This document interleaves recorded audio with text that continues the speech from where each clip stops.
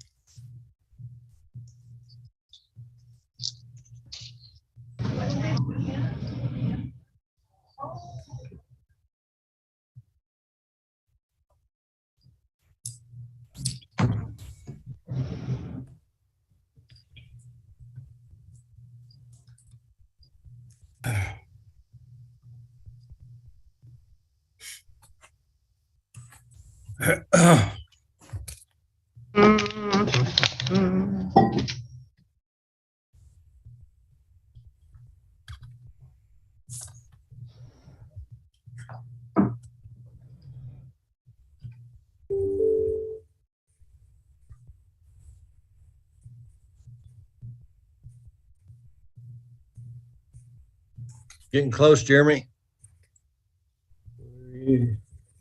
We are in the same status, but we do have a quorum with 3 members that we haven't been notified are not attending, not yet joining us. Okay, since we have a lot to cover today, I'd like to call this meeting to order with a moment of silence, remembering those that we've recently lost to gun violence, and also for those veterans who have paid the ultimate sacrifice. If you join me in a moment of silence.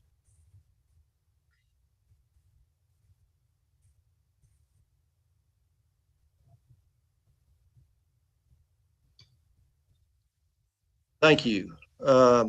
So what about Jeremy? Can you confirm a quorum then? Yes, sir. We do have a quorum, and during the moment of silence, Katie Smith did recording in progress. Missing 2 members. Okay. And what about confirmation of press notice? Yes, sir. Press has been notified. Okay. So we want to welcome all the board. Appreciate you all attending this meeting. This is an important meeting. We have a lot of ground to cover. We're going to go, if I'm going too fast, slow me down. If you have any questions, please interrupt. So the first item of business is consideration and approval of the minutes of the board held April 28th, 2022. I think everybody's had an opportunity to look at those. If that's the case, I would entertain a motion that we approve those minutes. So moved. This is Chad. Thank you, Chad. Do I have a second? Second. This is Gail. Okay. Sorry. I have a motion to second. All in favor signify by saying aye. Aye. Opposed, like sign, motion carries. All right. So we have 9 inducement resolutions, I think. So Sam Thorner, you're going to be a busy guy. So the first inducement resolution is for the Gateway on Broadway. So Sam, I'm going to turn that over to you. Thank you, Mr. Chairman. So this item is for a second inducement resolution for the Gateway on Broadway, which was formerly known as 1405 West Broadway Apartments. The Gateway on Broadway Apartments project is requesting bonding authority in an amount not to exceed $25 million. This project involves the acquisition, construction, and rehabilitation of 116 units for elderly households located at 1405 West Broadway in Louisville. The project will serve 50 households at or below 30% area median income and 66 households at or below 50% area median income. Of the 116 units, 112 will be 1 bedroom and 4 will be 2 bedroom. The development team is available in the packet.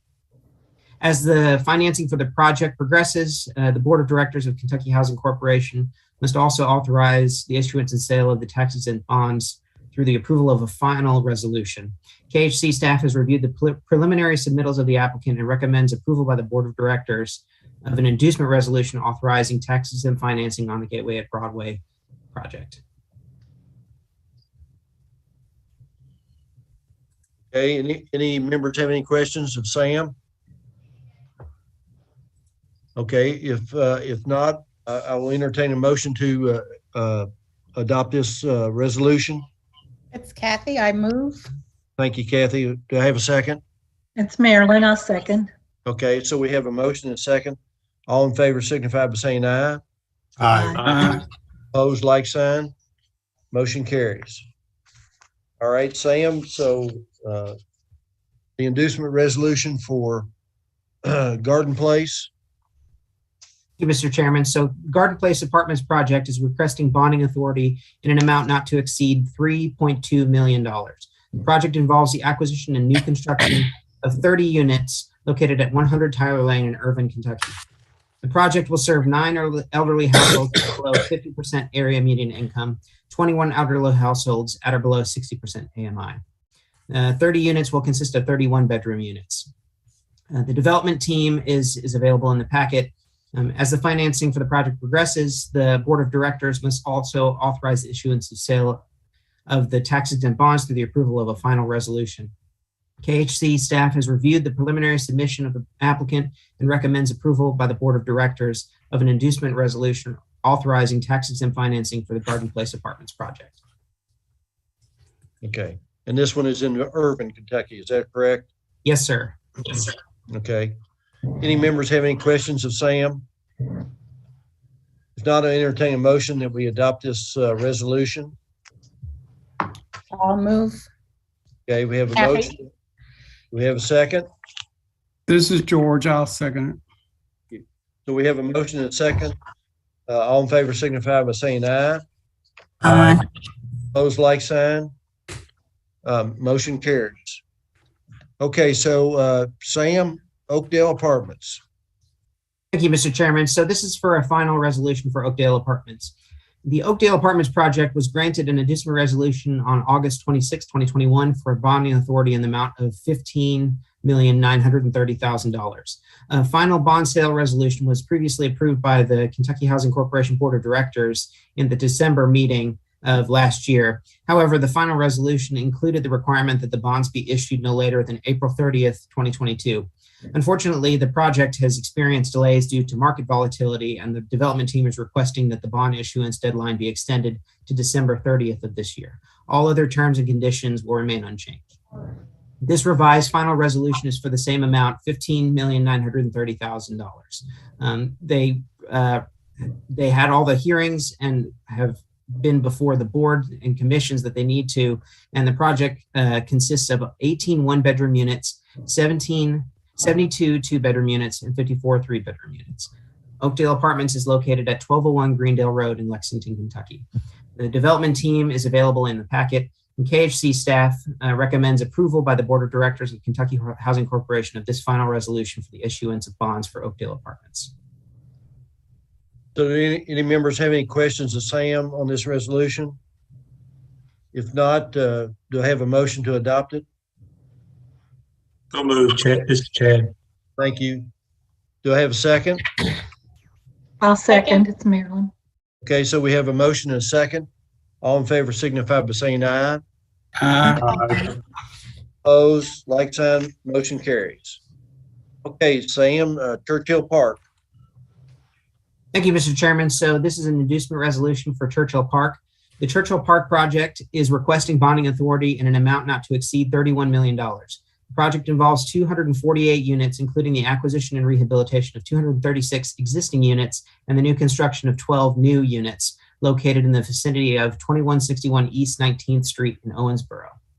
The project will serve 248 households at or below 60% AMI. The 248 units will consist of 49 one-bedroom units, 112 two-bedroom units, 73 bedroom units, and 17 four-bedroom units.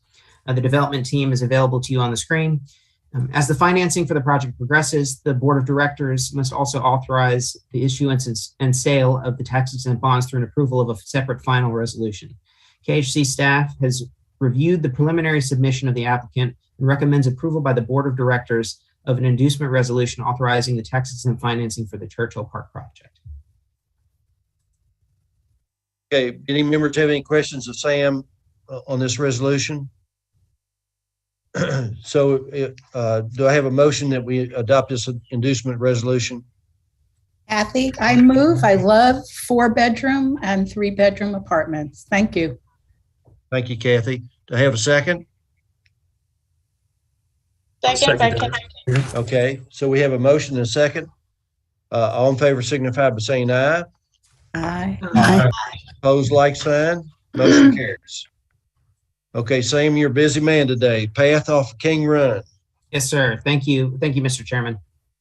So this is an inducement resolution for the path off Cane Run. That project is requesting bonding authority in an amount not to exceed $17.5 million. The project involves new construction of 106 units located at various addresses on Cane Run Road in Louisville. The project will serve 106 households at or below 60% area median income. This project will consist of 78 3-bedroom units and 28 4-bedroom units. As the financing for the project progresses, the board of directors must also authorize the issuance and sale of tax-exempt bonds through the approval of a separate resolution. KHC staff has reviewed the preliminary submission of the applicant and recommends approval by the board of directors of Kentucky Housing Corporation of an inducement resolution authorizing the tax-exempt financing for the path off Cane Run project. Okay, any members have any questions about this project? If not, I'll entertain a motion that we adopt this inducement resolution. Kathy, I move. Same comment as before. Thank you, Kathy. Do I have a second? Holly, I'll second. Okay, thank you, Holly. All in favor signify by saying aye. Aye. Opposed, like sign, motion carries. Okay, Sam, Richwood Bend. Thank you, Mr. Chairman. So this is an inducement resolution for Richwood Bend. The Richwood project is requesting bonding authority in an amount not to exceed $10 million. It involves the acquisition and new construction of 84 units at 100 Caudell Drive in Fayette County, Kentucky. The project will serve one household at or below 50% area median income and 83 households at or below 60% area median income. The 84 units will consist of 24 1-bedroom units, 24 2-bedroom units, and 36 3-bedroom units. The development team is available on your screen. As the financing for the project progresses, the board of directors of Kentucky Housing Corporation must also authorize the issuance and sale of the tax-exempt bonds through the approval of a separate final resolution. KHC staff has reviewed the preliminary submission of the applicant and recommends approval by the board of directors of an inducement resolution authorizing tax-exempt financing for this project. Okay, any members have any questions? All right, if not, I'll entertain a motion. We adopt this resolution. This is George. Okay, have a motion. Do I have a second? Is that a second? I'll second. Thank you. So we have a motion and a second. All in favor signify by saying aye. Mr. Chairman, I'm sorry to interrupt. Mr. C made a motion and seconded his motion. We need someone else to make a second, please. Okay. I can second that. Oh, I thought somebody else made the motion. I'm sorry. Okay. Mr. Chair, I'll second it. All right. So we square, Jeremy? Yes, sir. Thank you. Sorry for the confusion. That's all right. Okay. All in favor signify by saying aye. Aye. Opposed, like sign. Motion carries. Okay, so Winterwood Portfolio 3. Thank you, Mr. Chairman. This is for an inducement resolution for the Winterwood Portfolio 3. So this project is requesting bonding authority in an amount not to exceed $12 million. It involves the acquisition and rehabilitation of 6 existing apartment complexes scattered across Kentucky for a total of 221 units. The project will serve 15 households at or below 50% AMI and 206 households at or below 60% AMI. The 221 units across all buildings will consist of 118 1-bedroom units, 80 2-bedroom units, and 23 3-bedroom units. And the units, for your information, will be located in Jessamine, Mercer, Spencer, Clinton, and Powell counties. The development team is available on your screen. And as the financing progresses, the board of directors of Kentucky Housing Corporation must also authorize the issuance and sale of the tax-exempt bonds through a separate final resolution. So KHC staff has reviewed the preliminary submission of the applicant and recommends approval by the board of directors of an inducement resolution authorizing the tax-exempt financing for this project. Got any members have any questions to Sam on this project or these projects? If not, I entertain a motion to adopt this resolution. So moved, Gail. Do I have a motion? Do I have a second? I'll second. All right, thank you. So we have a motion and second. All in favor signify by saying aye. Aye. Opposed, like sign. Motion carries. Okay, so Sam, so we're down to Bowling Green tires, is that right? We have two more, Mr. Chairman. Okay, This is for a final resolution for Bowling Green Towers. Bowling Green Towers is a project that was granted inducement resolution in April of last year for bonding authority in the amount not to exceed $22,500,000. This final resolution is for the same amount. The project involves the acquisition and rehabilitation of 202 units serving the elderly at or below 60% area median income. The project consists of 201 one-bedroom apartments and one two-bedroom apartment. Bowling Green Towers is located at 1149 College Street in Bowling Green. The development team is shown on your screen, and KHC staff recommends approval by the Board of Directors of Kentucky Housing Corporation of this final resolution for the issuance of bonds for Bowling Green Towers. any members have any questions of Sam on this resolution? Not, I'll entertain a motion, we adopt it. So Make moved, that Gail. motion. Okay, we have a motion. Do we have a second? Somebody? This Barry, I'll second. Thank you.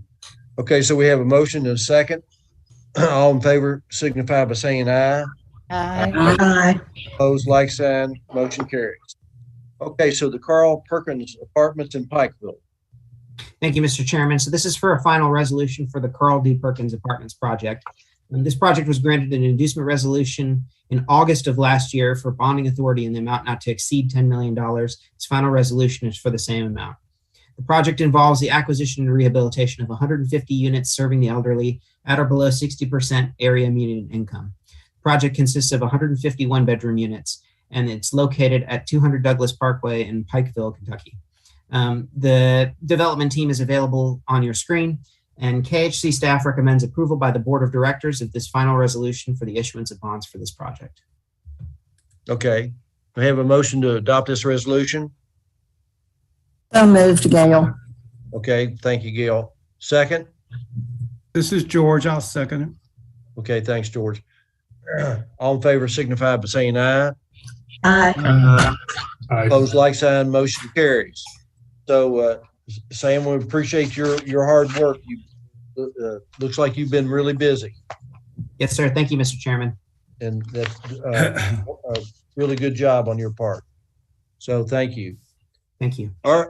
So, moving right along, fiscal year 2023 corporate planning.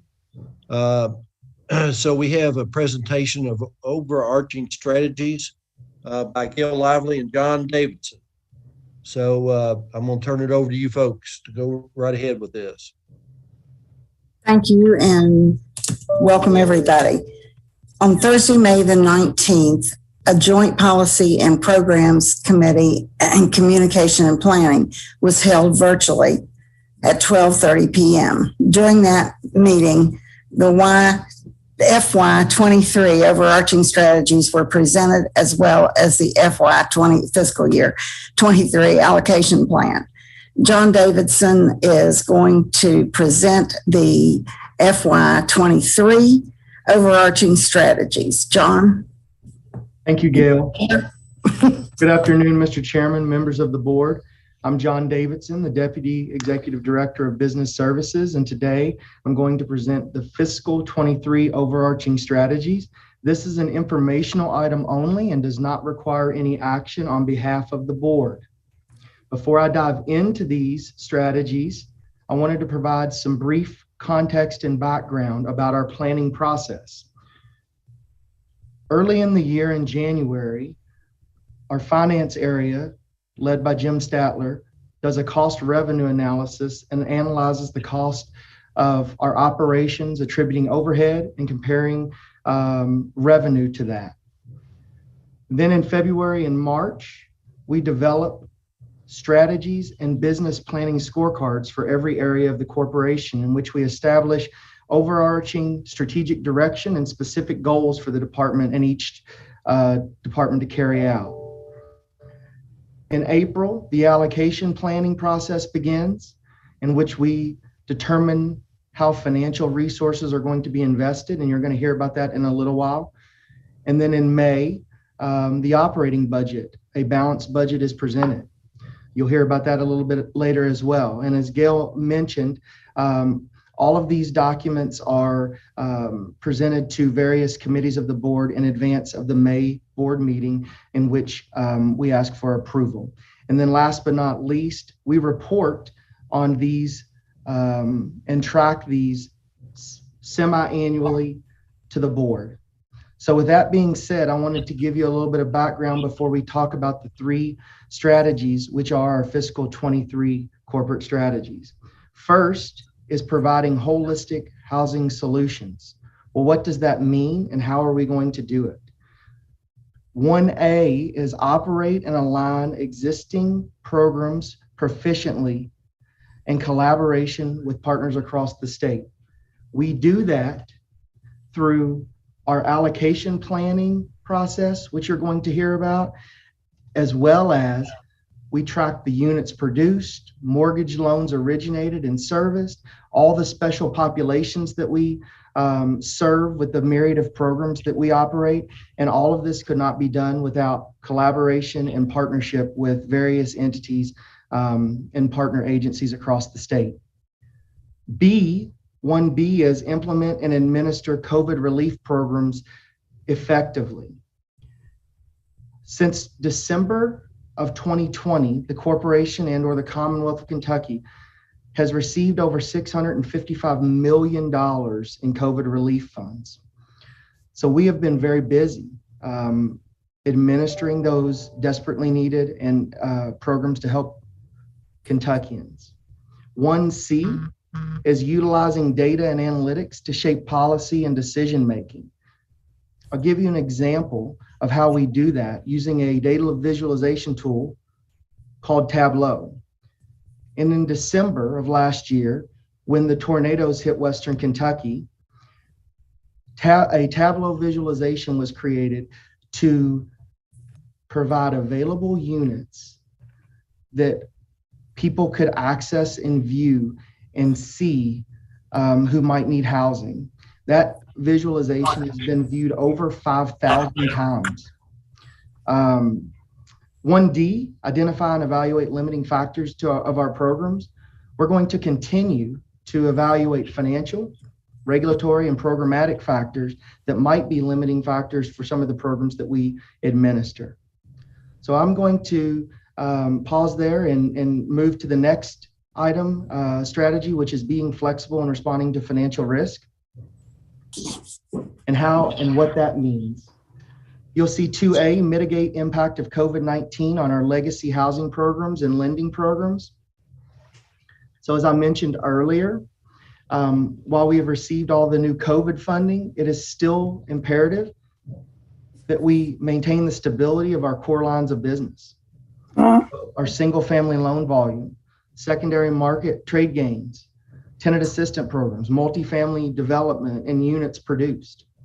So we operate all of those in addition to the COVID relief programs. 2C is optimize and utilize available administrative fees. So we receive an administrative fee for many of the programs and grants we operate federally. And we want to make sure that we are realizing, recouping, and utilizing those administrative fees as efficiently as possible, both on a dollars, but also on a percentage basis. 2C, evaluate opportunities to systematically deploy financial resources to support the mission. Again, you're gonna hear about that in just a second from Wendy about the allocation funding. And our mission is to invest in quality housing solutions for families across the Commonwealth of Kentucky. 2D, maintain prudent stewardship of financial resources and effective risk management. We do that in various ways. We have rating agency standards, we have HUD standards, we have key financial metrics, all of which aid in the amount of assistance and the amount of reimbursement, the amount, how far our dollars go. And it is important that we continue and make sure that we are being prudent of the financial resources that we are responsible for overseeing to help as many Kentuckians as possible. Last but not least is 3, sustaining and advancing core competencies. You will see 3A there, develop processes and technology to ensure business continuity. Well, how do we do that?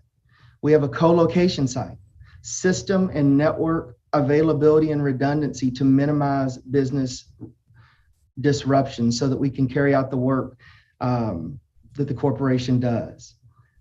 3B, expanding workforce development efforts to retain, promote, and recruit exceptional talent at all levels. So we are expanding our candidate pools, whether that is temp to perm employees. We are looking at our recruitment efforts and spreading a wide net, I like to say. We have engaged in employee engagement surveys and are taking that feedback to heart and looking to make enhancements and address additional efficiencies. Internship programs, really looking at other ways and expanded ways to develop our workforce so that we can not only retain the people we have, but also recruit the talent that is necessary to continue to operate our programs proficiently. 3C, invest in technology to drive efficiency and innovation in a flexible work environment. So we have invested, I should say, in technology to support a hybrid work environment. A lot of our staff work remotely and or hybridly and are working remote and in the office. We're also looking to take several of our applications to the cloud and be cloud-based, virtual desktops, and several other initiatives to be a very flexible, responsive work environment for employees to be able to utilize. And last but not least is 3D, which is our advancement of diversity, equity, and inclusion efforts, specifically as it relates to continuing education and implementation of our DEI practices and principles. This Tuesday concluded our last DEI training where all of our staff at the corporation attended DEI training and by an outside vendor, and the feedback was excellent on that. In addition, we are monitoring the minority representation and participation in our workforce and across programs. So I shared in February that we experienced the highest percentage of minority representation for Kentucky Housing Corporation since I've been in this role, and certainly since I can remember.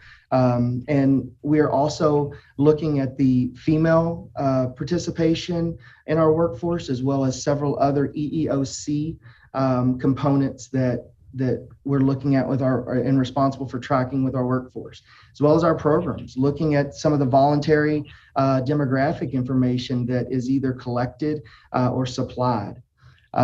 Diversity and contractor diversity is very important.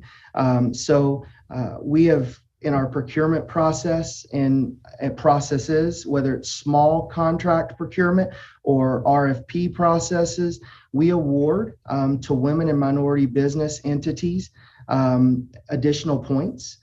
We also reach out to women and minority business entities when there is an opportunity to bid on work and or perform some services for the corporation. And last but not least, we are tracking and reporting these DEI components and metrics on a quarterly basis and semi-annually to the board. All of this is done and tracked using scorecards, which each department is responsible for. And we look at those as an executive team quarterly. And again, we report those in February and August to the board. So with that, I'm going to conclude my comments and presentation, but hopefully you see that all the information that is presented after this, the allocation plan and the budget, tie to these strategies. So with that, that concludes my comments, and I will entertain any questions should there be any, but thank you for your time today. John, that's extremely well done, and we appreciate your work on that. Gail, do you have any comments you want to make? Not at all. I just want to compliment John. He's done a wonderful job, as well as the committee members, in preparing this, and he's been super. So congratulations to John. Thank you, Gail, and your committee, and John, thank you so much for your hard work. So do any members have any questions of John? Okay, if not, Jeremy or Winston, do we need a motion to adopt this? No, No, sir, we it's don't. informational only. Okay, all right. Okay. Well, John, we appreciate your effort, and this is extremely well done. So thank you very much. Thank you all very much. Okay, so we need to adopt the Kentucky Housing Corporation annual allocation plan. And Barry, I know you and Wendy have been working on this in your committee, so I'm going to turn it over to you at this point. Absolutely. Well, Wendy has done a fabulous job, as well as John, and we had a wonderful, as Gail was pointing out, a great joint policy and communication committee meeting on May 19th. Wendy went over our portion for the program and policy committee, the adoption of the Kentucky Fiscal Year 23 annual allocation plan. So unlike John's, it's a little more boring because we get a lot more numbers, but Wendy makes it very entertaining and enlightening. So I'll let Wendy start with the presentation. I take great offense to that, Barry. I think the numbers are really exciting. I like pictures. I'll remember that next year.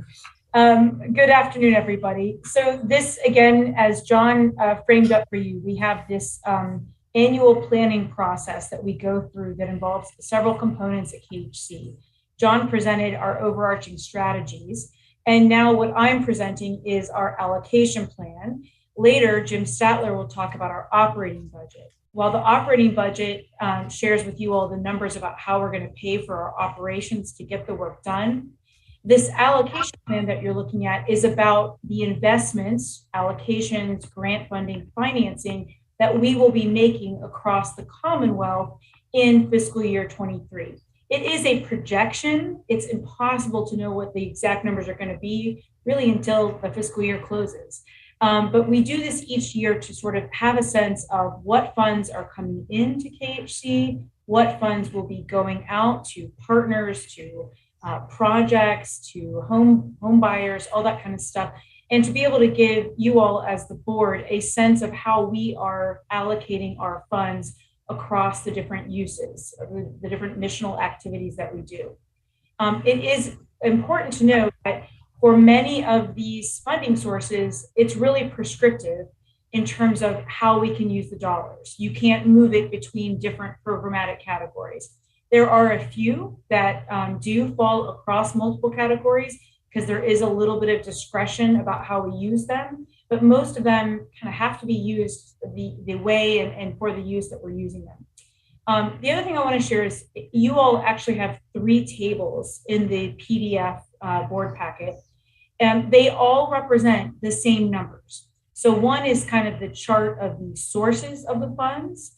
One is a chart of the uses of those funds. And then what we're looking at right now is kind of this high level roll up that we call the impact worksheet, which means it's our way of trying to roll the numbers up and give the board a sense of what's the impact projected to be across the Commonwealth for the investments that we're planning to make.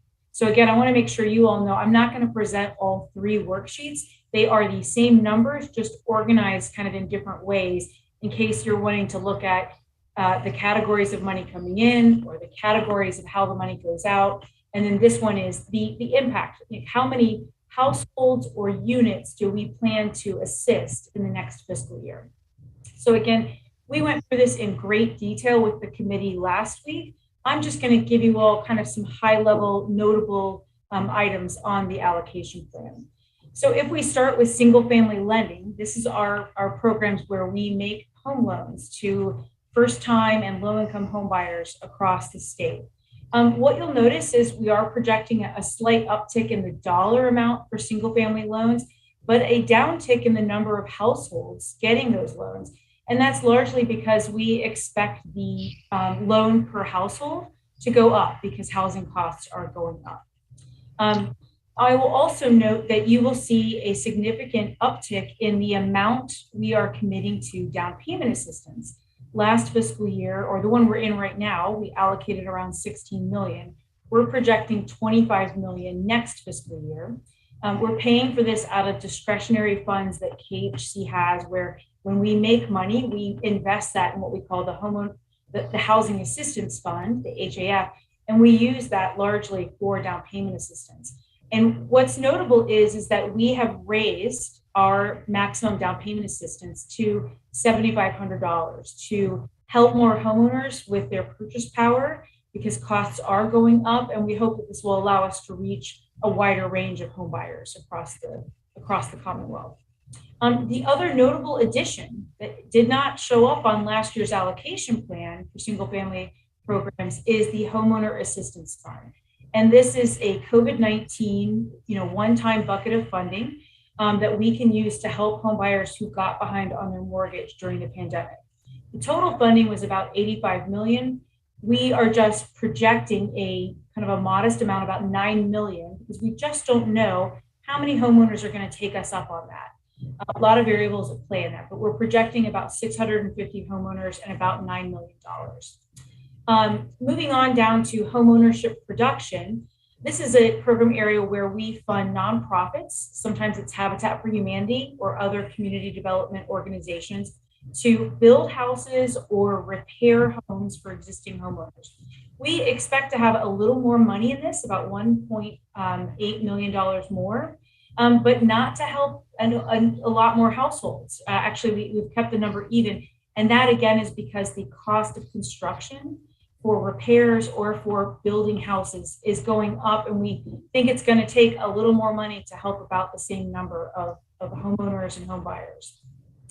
Multifamily production, we have a decrease in funds.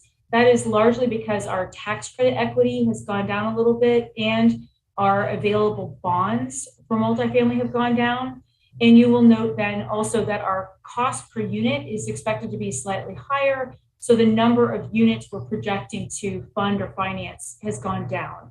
Not radically, but it has gone down. As costs go up, that does impact our ability to get more units to market and to assist more households across the Commonwealth. The next category is our rent assistance program. So this is Section 8 vouchers, project-based Section 8. That's that first row where it says families benefiting from rent subsidized units. We anticipate this going up just a little bit, in part because the amount per household is going up. Rents are ticking up, and HUD does allow us to increase the rent that we're paying on behalf of tenants. And we will assist every year. We're projecting to assist about 27,000 households with rent assistance across the state. You will also note that last row where we have COVID-19 eviction relief funds, that is our Healthy at Home eviction relief program. Again, that's one-time COVID funding, but it's a significant amount of funding. We were projecting in this current fiscal year to get about $125 million out. I think we're going to eclipse that. We are projecting even more in the next fiscal year to go out in rent assistance. This is for folks who are in eviction court, who are behind on their rent and they don't get ongoing forever and ever rent assistance. It's a one-time amount of help to get them caught up. And we added Jefferson County at the beginning of May. They're out of these funds. They got some emergency rental assistance funds through the Treasury. Louisville is out of their funds. So we added Jefferson County to our service area So we expect to use even more dollars in the next fiscal year, which is a good thing. It's just going to be good for the state and for Jefferson County. And then when you look at our homeless and special needs programs, what we've got with our first category is our regular year-over-year homeless programs rolled up. And you will see that that funding is about steady compared to last year, about $8.5 million. But because we expect to spend more per household, our number of households is expected to go down. And that's largely because the cost of helping people get leased up and pay for their rent, which many of these programs can do, it's just getting more expensive. And then that last row, you will see on there, Emergency Solutions Grant funding through the CARES Act. We have a number of households on there, but no dollar amount. And here's why. We have allocated all of those funds to partners, but they have several years to use them. And so we don't show a dollar amount, but we do still expect around 3,500 households to get assistance with getting out of homelessness or preventing homelessness with those dollars. And then our last category is our weatherization programs. And these are programs that help low-income homeowners reduce their utility bills by way of energy efficiency improvements to their homes, weatherization and other energy efficiency improvements. And so what you will note is that we kind of have a slight reduction in our year-over-year funding. We got about $3.2 million last year. We're projecting $11.6 million in our regular programs.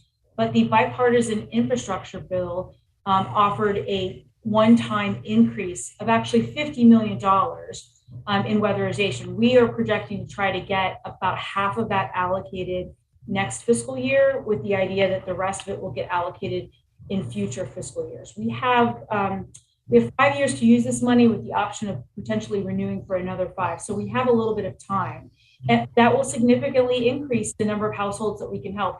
And this is probably one of the fastest, lowest cost ways for us to get more money in low income households' pockets. If they're not paying as much for utilities, they have more money for childcare, for groceries, for prescriptions, all that kind of stuff.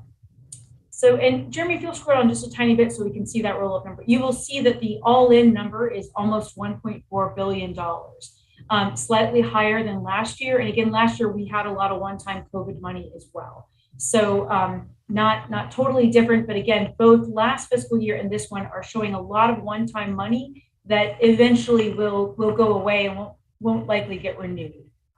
But with that, I will entertain any questions and invite the board to consider the resolution to approve our allocation plan.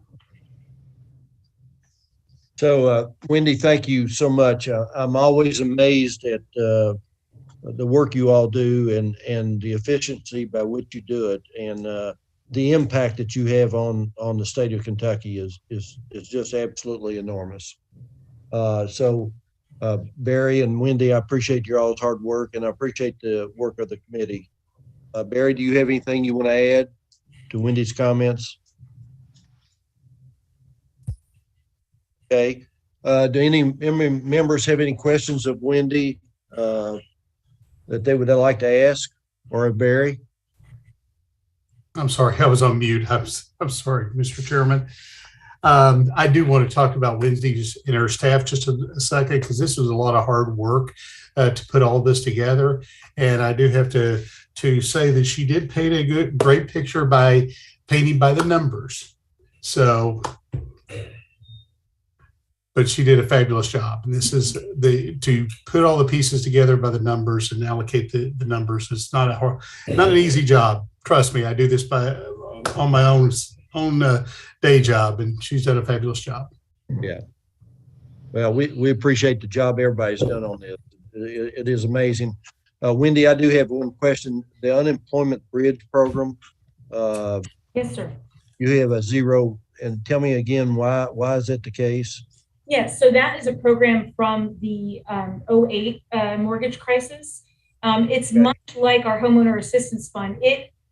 So that's from 2008, and it just sunset recently. We just finally wound that down while we started up the homeowner assistance fund. They're not identical, but very similar programs, but we are no longer utilizing those funds. Okay. We're done.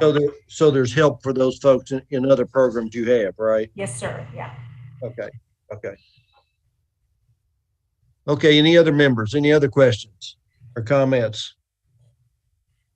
It's amazing work. So if there are no other questions or comments, I'd entertain a motion that we adopt this resolution 36 for this allocation plan. I make a motion. I'll make that motion. Second. I'll second it. All right. All in favor signify by saying aye. Aye. Opposed, like sign. Motion carries. Okay, thank you, Wendy, and thank you, Barry. All right. Steve, I'm going to turn the next one over to you, the report of action recommendations of the Finance Committee. So you want to take it from here? Mr. Chairman, this is Jim Statler. Mr. Brunson was called to a meeting in Atlanta at the last minute, is not here today, so I'm going to MC the program for this piece, if I may. Yeah, absolutely. Go right ahead, Jim. All right. The Finance Committee of the Kentucky Housing Corporation Board of Directors met virtually at 2:00 p.m. on Thursday, May 19 of 2022. We covered 3 main items on the agenda, each of which will get a little bit of airtime today. And I'll start off with Kevin Field, Internal Auditor, who led off the meeting with a presentation for recommended approval of the Fiscal 2023 Annual Internal Audit Plan. At this time, I ask Kevin to present the highlights of that plan. Thank you, Jim. Mr. Chairman and members of the board. Agenda item number 13A concerns a recommendation for the approval of the annual internal audit plan for fiscal year 2023. So auditing standards require that a risk-based audit plan be developed each year to determine the priorities of the internal audit function in a manner that is consistent with the organization's goals. So the plan itself is designed to provide the board and management with a summary regarding the audit services which are planned to be performed during the upcoming fiscal year.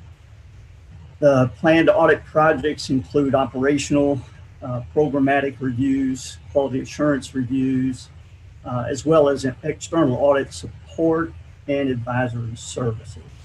So within the plan, there's a summary of these audit activities, which are outlined on pages 5 through 7. Those are the ones that are incorporated in fiscal year 2023's plan. And then there's also a summary of the completed audit projects from this current fiscal year, 2022, outlined on pages 9 and 10. So although much of the work that internal audit performs is regulatory in nature, it's performed based upon the requirements of those regulations. The plan itself remains a flexible document. It's basically intended to try to optimize audit coverage to the best extent possible. But with that in mind, the audit department is always available to address any concerns of board or senior management. I would be happy to answer any questions you may have. Otherwise, for your consideration is the audit plan for fiscal year 2020. Thank you, Kevin. I've looked over this morning, and it's an excellent audit plan. I'm really impressed with the work you've done here. So it's excellent work. And do any members have any questions of Kevin in regard to this audit plan?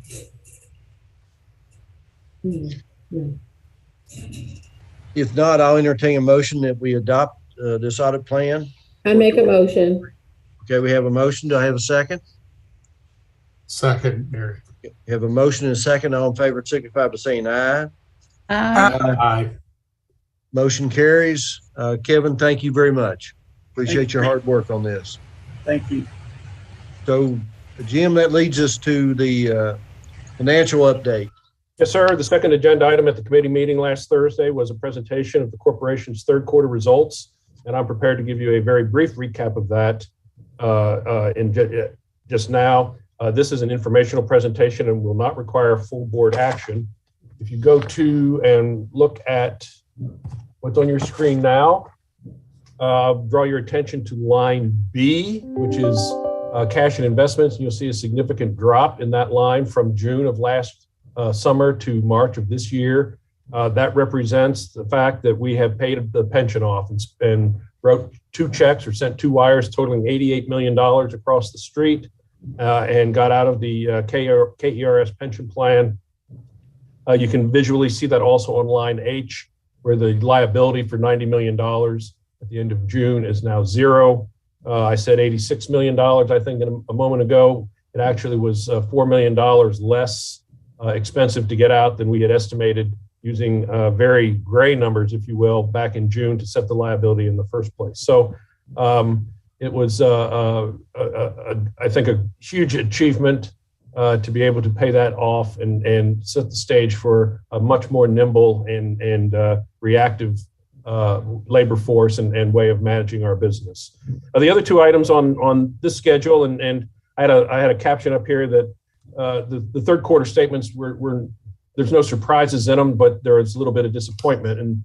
And if you look at line N, this is not disappointing. We actually have been able to grow the portfolio, which is service for others. It's not on the balance sheet, but it generates a large amount of fee income nonetheless. And we've been able to grow it just by 1%. The disappointing piece of that is the portfolio we replaced generated a higher service fee rate than the servicing we replaced it with. And so the average servicing fee dropped from 33.1 basis points to 31.3 basis points, or a 1.8 basis point drop.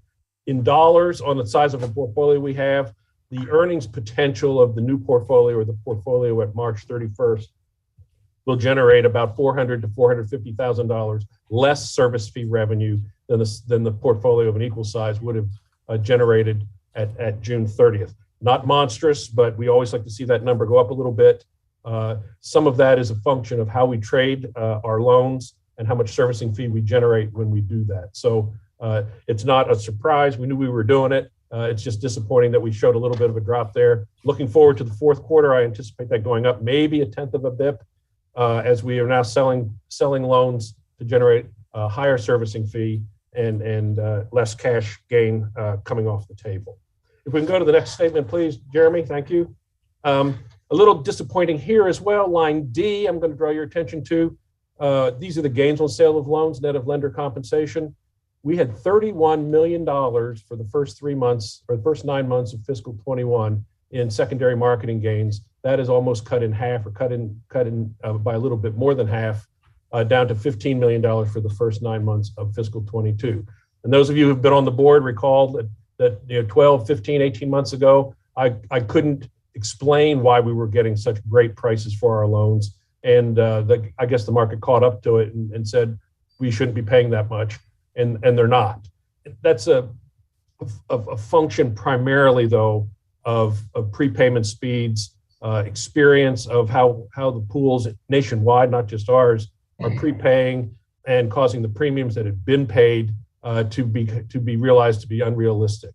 Second, as rates go up, future prepayment or anticipated prepayments of those securities goes up as well. And the theory is that the earn back of the premium is over a shorter period of time, therefore the premium has to be reduced. So that's the new reality. The interest rates environment now, there's huge convexity in the pricing of the securities as they go up in interest rates. And that's reflective of the anticipated higher prepayment speeds that are going to be experienced on those. And so the great times of the gains from a year and a half, 2 years ago are really much more normal, if you will, to the way gains have historically been in the MBS markets. Again, not a surprise, but disappointing. I would have liked to have that extra $15 million in our bottom line. Line F, another phenomenon of rising interest rates is that we have a decrease in the value of our securities. Rates go up, 4% securities aren't worth as much as they were. We're required to write those down to current market value. That cost us in fiscal 22, $8,500 or $8,500,000 in fiscal or through March of 21. That only hurt us by $2 million. That only hurts us if we sell the securities at this lower cost and realize the loss. But we must recognize the loss when the value of the securities changes. So if we hold these securities to maturity, we're going to pick up all that $8.5 million back. And so we have no intention of selling into this market. So as rates go down, as rates always will eventually, the value of those securities will go up, or as they get closer to maturity, they'll amortize up to about par. And so it's an ugly number on the statements, but it's not one that's actually going to result in a realized loss. The other item of note on this schedule is row H. You'll see a tremendous drop in G&A expense from $17.8 million to 10.2, 9 months versus 9 months. That is the value of having exited the pension plan. We went from paying 49% of our compensation in the way of pension premiums down to 4%. And so that realization shows up in the financial statements on the G&A line, and we'll be benefiting from that decision and that execution for many years to come. Going to the next schedule if we can, and this is the cash flow statement, the kind of a complex statement for it. You'd think it'd be easier, just count the cash in, count the cash out, but it's a little more complex than that. Line B is the relevant line here. You can see that the cash flows for non-capital financing activities, the outflows were $151 million for the 9 months ended March of 22. The 9 months ended March of 21, it was only $55 million. That's about how much the pension cost us. And so again, no surprises here. We spent $90 million of cash, and this is where it shows up on the cash flow statement. Next page. This is where we're doing some comparison of budget versus actual. We've got income on this schedule, one line representing operating expenses on row O, but and that's covered in the next page. But you can see I'm looking in the second from the right column, favorable, unfavorable dollar variance. We have positive variances on line A, C, and E. This is where we under budgeted basically the COVID initiatives that we've been involved with in the last 18 months. We had very little track record to go on estimating last year, if you recall, when we presented the budget. And we have generated much more income, admin fees, if you will, from those three activities than we had budgeted. We also had underestimated the cost of operating those. And so the favorable variance on the income side is reflected as an unfavorable variance on the expense side, which we'll cover in just a second. One other item of note, rental production shows a positive variance. This is line H of $1 million budget versus actual. Some of that will be paid back in the fourth quarter, as there's the third quarter is a very high revenue month and followed by a lower revenue month in the fourth quarter. So some of that variance will be given back. We're not going to give back any dollars. We're going to give back the variance of the dollars that we do have for the year to date versus the year to date budgeted dollars. So overall, if you look down in line N, $5.9 million positive variance on revenue. At line O, a $2.4 million negative variance on expenses. For overall performance, $3.5 million favorable to budget for the first 9 months of the year. And we can go to the next page to talk a little bit about the operating expenses. The big item here, you can look at payroll. It's obviously our biggest expense item. And boy, we nailed it. $145,000 is the variance on this. One caveat, that much of that variance is going to be given back in June primarily because of the way we accrue and pay our payrolls. And so we're going to finish the year maybe $700,000 to $800,000 negative to budget. Again, not a surprise.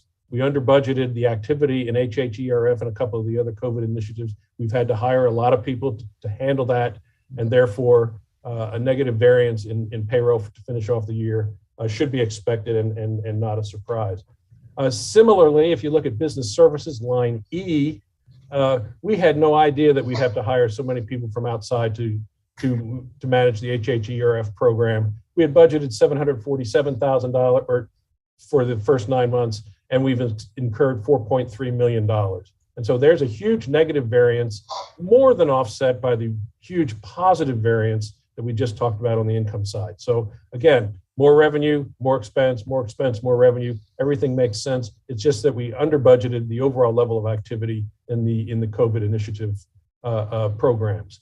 Then if you look at the rest of the expenses, many of those are 6-digit positives. And if you recall last year when we set the budget, we thought the pandemic was over a year ago. And so we were going to resume foreclosure activity as loans would come off of forbearance. We would resume occupying the offices and incur occupancy expense. We would resume employee training and employee development, much of which takes place off-site. And none of that happened during hasn't happened yet in fiscal 22 because the pandemic has stuck around a little bit. And so we anticipated spending it, and when we set the budget last year, we have not spent it. Therefore, we're very positive to budget on a lot of these expense classifications. Office supplies, a notable exception, because that's one where, because we're stuck in the office and running these programs, we're burning up a lot of office supplies to keep those programs running. And then the other one on line T, liquidation shortfall, that is a phenomenon of MBS style servicing, which is the bulk of our servicing. And we did not anticipate payoffs being as high as they were last year. And with those payoffs comes liquidation shortfall. It's a kind of a surprise because we didn't expect the payoffs to be as high, but at the same time, it makes sense given the fact that the payoffs were as high as they were. That's what I've got on the third quarter, Mr. Chairman. And again, this was informational, and I'm happy to answer any questions. Jim, could I ask a couple of quick questions? What's your book value of your securities in MBS? I don't have that handy. I can get it for you. No, it's not necessary. Most of it's in the debt service reserve in the bond fund, and it exceeds $100 million to $120 million is just a round number of it. So it's a pretty big slug of investments. Most of them are 6 to 7 year maturities, and so the increase in interest rates has really taken some of the value out of those. Right. But it's still not as big a hit as I thought there might be on that, because all of us in the financial world have taken a hit on those value of the securities. The second quick question is pension. How is your 401k working out, and what about acceptance from the employees? Is that doing as well as we anticipated? I think the employee participation is really pretty good, and I don't have, again, specific. We have talked about it. We monitor it on a quarterly basis, make sure the investment options are in sync with prudent options to be made available to our employees. And I've not heard anything negative from anybody on it. I think the participation is pretty good. I know that the total value of assets under management, if you will, in the plans exceeds $1 million already, having started from zero. The folks are putting money into it. Okay. And how much did you say we'd save by? There was some savings by going ahead and paying the state off on it. Significant amount of savings, I think. Well, when we estimated how much it was going to cost to exit, my hard copy calculation was about $86 million. And so in abundance of caution and conservatism, we booked 90. And then when the final bill came in, I think my estimate was within $400,000 or $500,000 of what the $86 million was, which I had last year. And so when we actually only have to pay 86 and change, and you would book 90, then you have a write-up, if you will. That write-up is reflected in some of the statements, but not in the budget versus actual statements, because that's an off-budget type amount that goes through the financial statements. It was in the income statement that you saw earlier that I on the pro forma, but it's not in the BVA schedules themselves. So, but anyway, and then the running rate, the pay-in rate before was 49 cents on the dollar. For every payroll dollar, we were paying 49 cents. Under the new plan, we're paying 4 cents. So we're saving 45% of our annual pay to our employees by not having to contribute it to the fund across the street. So okay, it's much more progressive, and it helps us manage better, if you will, because we can be much more reactive in how we can compensate, and with either hard dollars or a pension or retirement funds. Okay, thank you. An excellent report. Any members have any questions of Jim in regard to this report, this financial update? Okay, so Jim, I guess we go on to the adoption of the annual budget and approval of the budget expenditures. So you got 2 resolutions, right? We need to talk about. Yes, sir. We have two resolutions. One is to adopt and approve the operating budget or the annual budget for the corporation. And that schedule is on page 6. And I think we can go right there if you want, Jeremy. And then the other action is to adopt and approve the budgeted operating expenditures, and that's on page 7. And so we'll have two separate agenda items. There are resolutions that need to be adopted as part of this presentation, sir. Go down, Jeremy, if you will, please. Keep going, keep going. Okay, stop. Sorry, at the top of this page, these are the members of the committee. I thank each and every one of them. It's the deputy executive directors of the corporation, Winston Miller, obviously the ED, Tracy Thurston, who's the senior director of financial management, who's my number 2, and then Mike Bianco, who's our controller. He's the guy that actually has to find all the numbers that go in the budget. So, and then he has to get everything that's in the budget on a spreadsheet into the ledger system so we can generate all the comparative statements during the fiscal year 23. So these folks have been instrumental, extremely important, extremely helpful in generating what goes into the budget. Now, a couple more pages, Jeremy, to the first table of figures. A couple more, keep going.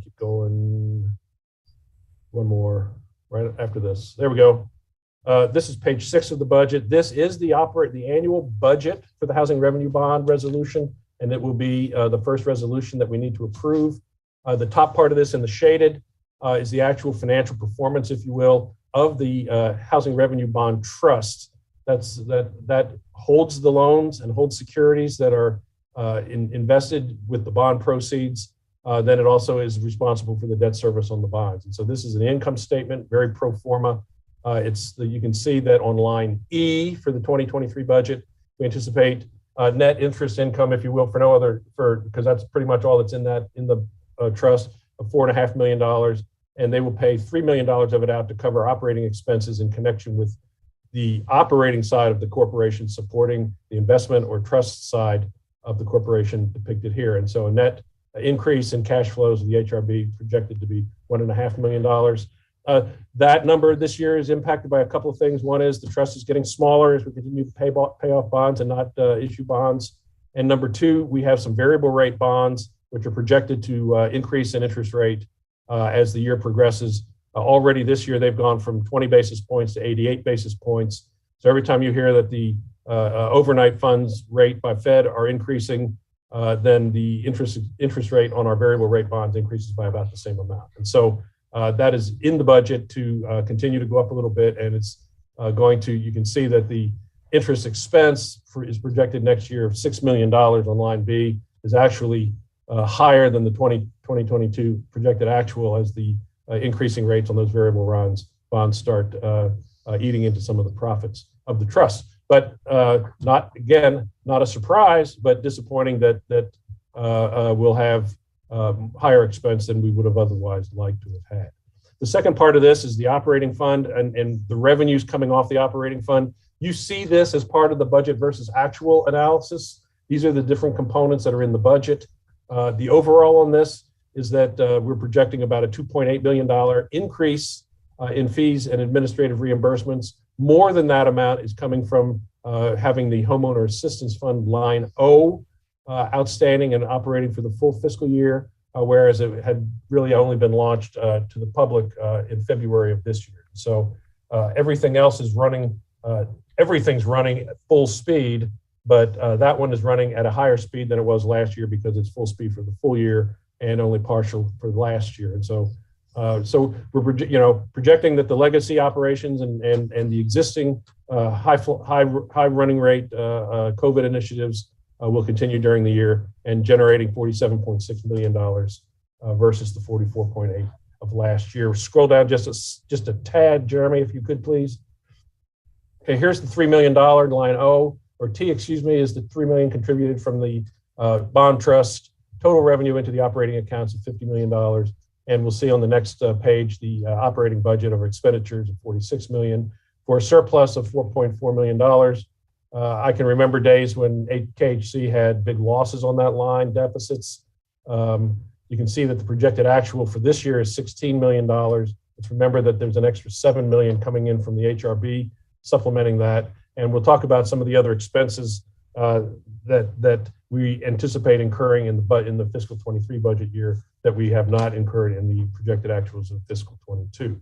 So this is the first resolution that's going to need to be adopted, and it's considered the annual budget for the Housing Revenue Bond Trust. And we'll do that as soon as I finish the rest of the presentation. We'll knock out both resolutions in succession. The second page of the resolution, or the second resolution, is the approval of this schedule, which is the budgeted expenditures of the Housing Revenue Bond Trust. It's kind of a misnomer. Most of these expenses, in fact, all of them are incurred outside of the trust. And in our infant years, the only expenses we incurred were expenses in support of the trust. Now we do all these federal programs, which we didn't do from day one, but the accounting for it has morphed, and now most of our operating type expenses are here, even though only $3 million of those are in support of the Housing Revenue Bond Trust. And so you can see that we anticipate spending $25.5 million in salaries and benefits on line C, and another 11.8 in business services. Much of that is contract services and temporary agency services, supplying us with folks to do all the things that we're doing. Computer operations, again, you can't do it without the computers, and the computers ain't cheap. And you know, we are constantly fending off hack attempts and penetration of outsiders into our systems. We are in the process of securing redundancy so that when the cable between here and Louisville is cut like it was the first 3 days of April, that we can hit a switch and resume a business instead of being essentially dead in the water from here. But everybody working remote was able to continue to work. So we got 80% of the job done during those 3 days. But the redundancy of having a separate piece of fiber that would run, and the one piece runs directly from Frankfurt to Louisville. The other one might go through Chicago and Indianapolis, but at least we'll have a second piece of fiber that we can tap. Looking at line F, foreclosures, that number is significantly higher than the running rate for fiscal 22. That's a result of, we again anticipate coming out of foreclosure moratorium, and in fact are coming out of foreclosure moratorium as we speak, and that the losses attributable to then prosecuting the foreclosures will be higher than they were in the last 2 years. And you can see this is in decreasing order of dollar amount. I'd like this is the expenditures that need to be approved in the resolution, 20,592,000. Now I want to compare those to a reasonableness benchmark by moving us to page 9, I think, Jeremy.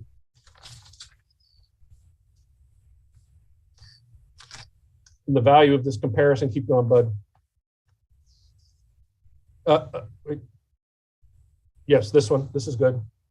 The value of this analysis is, let's take a year of actuals, which is the projected actual for 2022, and see how much less expensive or more expensive our operation is going to be for next year, and then account for why. And you can see on this, the top line is the leftmost column is the budget for 2023.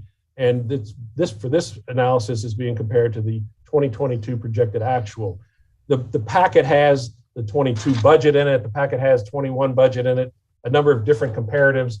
We decided that projected actual is going to be the most comparative set of numbers that we can have for purposes of the 23 budget versus the running rate of the corporation. You can see that payroll salaries is going from 19 million to 25,590. That's a reflection of a number of realizations. It reflects significant headcount additions to properly staff all the COVID initiatives. We are swapping, if you will, temp agency pay for on payroll pay. And so when you look at line D, we're significantly dropping the cost of outside contractors by $1.4 million. That's not because we're decreasing overall headcount to get the job done, but we're actually increasing headcount, but it's on payroll, which is cheaper than paying a temp agency plus the profit piece that's embedded in paying for a temp through an agency. And so some of that increase in salaries and benefits is attributable to that. We have realized that we've been running a little too lean in a few departments. Not all the work that should have been getting done was getting done. So we've anticipated hiring several folks into 2 or 3 departments to get us back up to adequate staffing to get 100% of the job done instead of potentially 87 or 88%. And then there's inflation out there. I think we've read enough about it. It is a reality. And so we've tried to put a little bit in the budget in anticipation of inflation impacted increases in that line item. Going down the rest of the budget, there's an awful lot of expenses that you can see are in the $200,000 to $250,000 more than last year. That's a lot. Again, we've touched on it last year, fiscal 22. We thought the pandemic was over, and we ended up not spending a lot of money in a lot of those cost areas. We really think the pandemic's going to allow us to have training offsite. Some of the stuff that we put off, deferred maintenance, if you will, on training and education of our staff. And we really, so we've bulked up the budget. Obviously, it's going to be more than we spent last year because we didn't do a lot of it because, again, we were landlocked here and couldn't travel and couldn't get that training done. Another number of some note is line N. You can see liquidation shortfall is actually much favorable in the budget compared to projected actual. We really think payoffs are going to slow down. And a lot of payoffs in the last 2 years, year and a half, 2 years, were a result of very, very low interest rates and a ton of refinances. Rates do not make refinances nearly as a good a deal anymore. If you read the Wall Street Journal the last 2 days, it's been full of articles about major mortgage companies nationwide laying off thousands of people. A lot of the mortgage companies are looking to actually merge and sell their companies because the metric of how they were making their money is gone. And that's they made more money on refi business than they did purchase business. Conversely, most of our business is purchase business. We don't think we're going to see a huge decrease in production this year versus last. But the metric, the one thing on liquidation shortfall, which is a function of payoffs in an MBS servicing portfolio, we see the payoff activity dropping and therefore a little bit of a boost or a reduction, if you will, in the overall expense on that line item. And so all said and done, and the narrative that's in your packet has 4 or 5 pages of some more in-depth description of what's going on. The budget, we have to be careful. We have to have redundancy. We are exploring, and I think somebody mentioned it earlier, we're looking to go to the cloud for certain applications. Just because physically the storage devices are they become untenable. There is some hard storage that we're also looking at because we store images of documents, and storing images of documents are now done on disk drives and the like, instead of monstrous file cabinets stuffed away in caves in Wilmore. And so we do have a good destruction, a rotating and destroy practice and manage that, but we generate a ton of records, all of which are imaged and have to be stored someplace. We have to have redundancy. We have several places where we are heavily involved in succession planning. None of us is getting younger. Some of us are really getting older. And so we're looking at succession planning. And so that's reflected in the budget so that there's no surprises at the end of the year when we've overspent someplace where we should have anticipated spending it up front here. Personally, I would like to see a surplus of $6 to $7 million. We're at 4.4. We're incurring a few extras this year. I think we've got a good budget, a sound budget, one that we can live within, and maybe have a couple of favorable surprises between now and the end of the year on the revenue side. So with that, I'll open it up to some questions or any questions or what have you on where we are with the budget. I invite you to look at all the other schedules that in support of this and ask any questions that may come to mind, next month, next year, whatever. And one item that I did want to mention is that we are implementing a profitability analysis tool, for lack of a better term. It's the negotiated indirect service charge between us and the government on grant and program administration, where we are allowed to identify an overhead factor, if you will, and charge that factor against the admin fees. It wasn't a big deal when we had pension expense that gobbled up all of our admin fees, but now that we don't have that pension expense, we don't want to leave admin on the table. So we're making sure that we spend enough money in hardcore expenses in the operating units for training and getting the job done as best as we can on the administration side, but then also being able to top it off with some allocation of some overhead so that we can maximize the admin fee income into the corporation. Thank you, Jim, for an excellent presentation. Do any members have any questions of Jim? So if not, we need a resolution, a motion to adopt Resolution 25. So do I have a motion to that effect? So moved, Gail. Okay, thank you, Gail. Second? Second. We have a motion and a second. All in favor signify by saying aye. Aye. Opposed, like sign, motion carries. Also, we need to have an adoption of resolution number 26. Do I have a motion to that effect? I make a motion. Okay, we have a motion and a second. So moved, Gail. Okay, thank you. All in favor signify by saying aye. Aye. Motion carries. Okay, so Jim, you want to talk about your line of credit with Fifth Third Bank? Yes, sir. And first of all, thank you everybody for putting up with a 20-minute diatribe on the budget. Sometimes it gets a little dry, but I do appreciate everybody's help in helping us in getting the budget approved.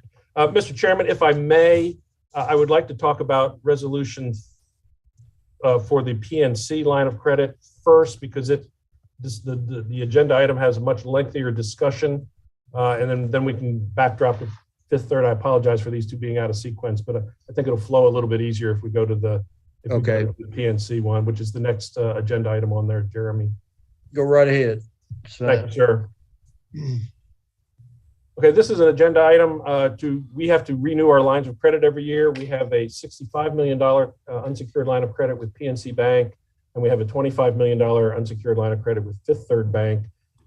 They generally have the same purpose. The PNC Bank warehouse line has additional uses that benefit us in many of our financial transactions and arbitrage transactions that help us generate a few extra dollars here and there just by managing money and debt.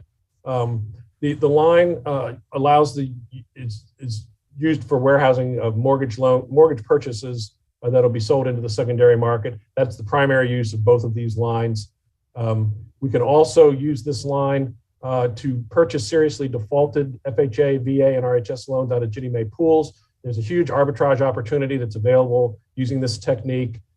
Using it here, we estimate it saves between $800,000 and $1 million a year in interest expense that we would otherwise be paying to the security holders.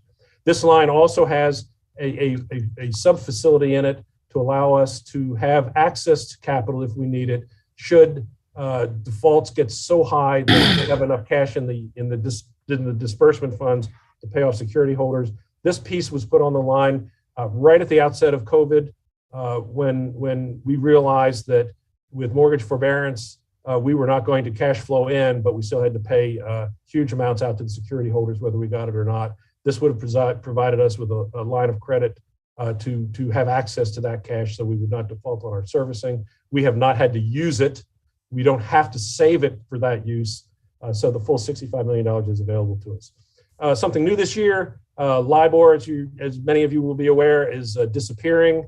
And so the basis for both of these lines has been LIBOR. And so this line is going to be based on BSBY, which is the Bloomberg Short-Term Bank Yield Index.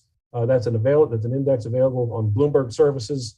It's a little bit different than LIBOR. It's not a bunch of guys sitting around smoking cigars and deciding how much they were going to lend money to each other over in London in LIBOR. And so as part of the due diligence of looking at a possible new index, we've got a 3-year history of how BSBY reacted and how that index moved and compared it to LIBOR. And what we found was BSBY was tracking maybe 18 to 19 basis points less than LIBOR.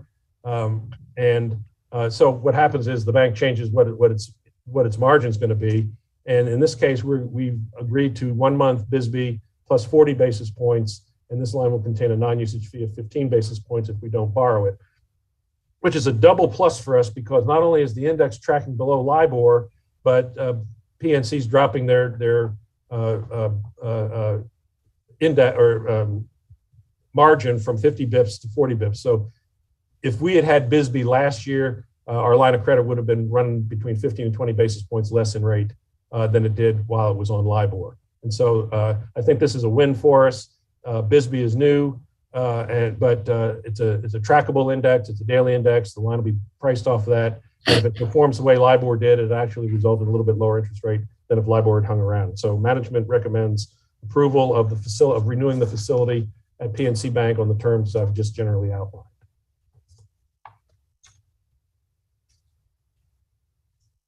Okay, so Jim, so we need to approve this line of credit with PNC Bank, and are both these lines of credit secured? No, both of them are unsecured. So we have to provide what we're using them for. We can't use them for operating purposes or working capital. They have very specific uses, and we make sure that the uses that we're allowed to use them for are the only uses that we borrow money for. But they are unsecured. We're not no collateral or anything's pledged against them. Okay. The reason I asked it, I just noticed Fifth Third was SOFR and secured overnight financing rate. So I assumed you were securing it. No, SOFR is the basis for the index, but not necessarily the terms of our line. Okay. All right. Okay. So we need authorization to renew the line of credit with PNC Bank. Do I have a motion to that effect? So I'll make that moved. motion. Okay. Mr. Chair. We have a motion. Do we have a second? Okay. We have a second. All in favor signify by saying aye. Aye. Opposed, like sign. Motion carries. Okay, so Jim, you want to talk about Fifth Third? Yes, and again, thank everybody. I thank everybody for your patience on what has become a fairly long agenda today.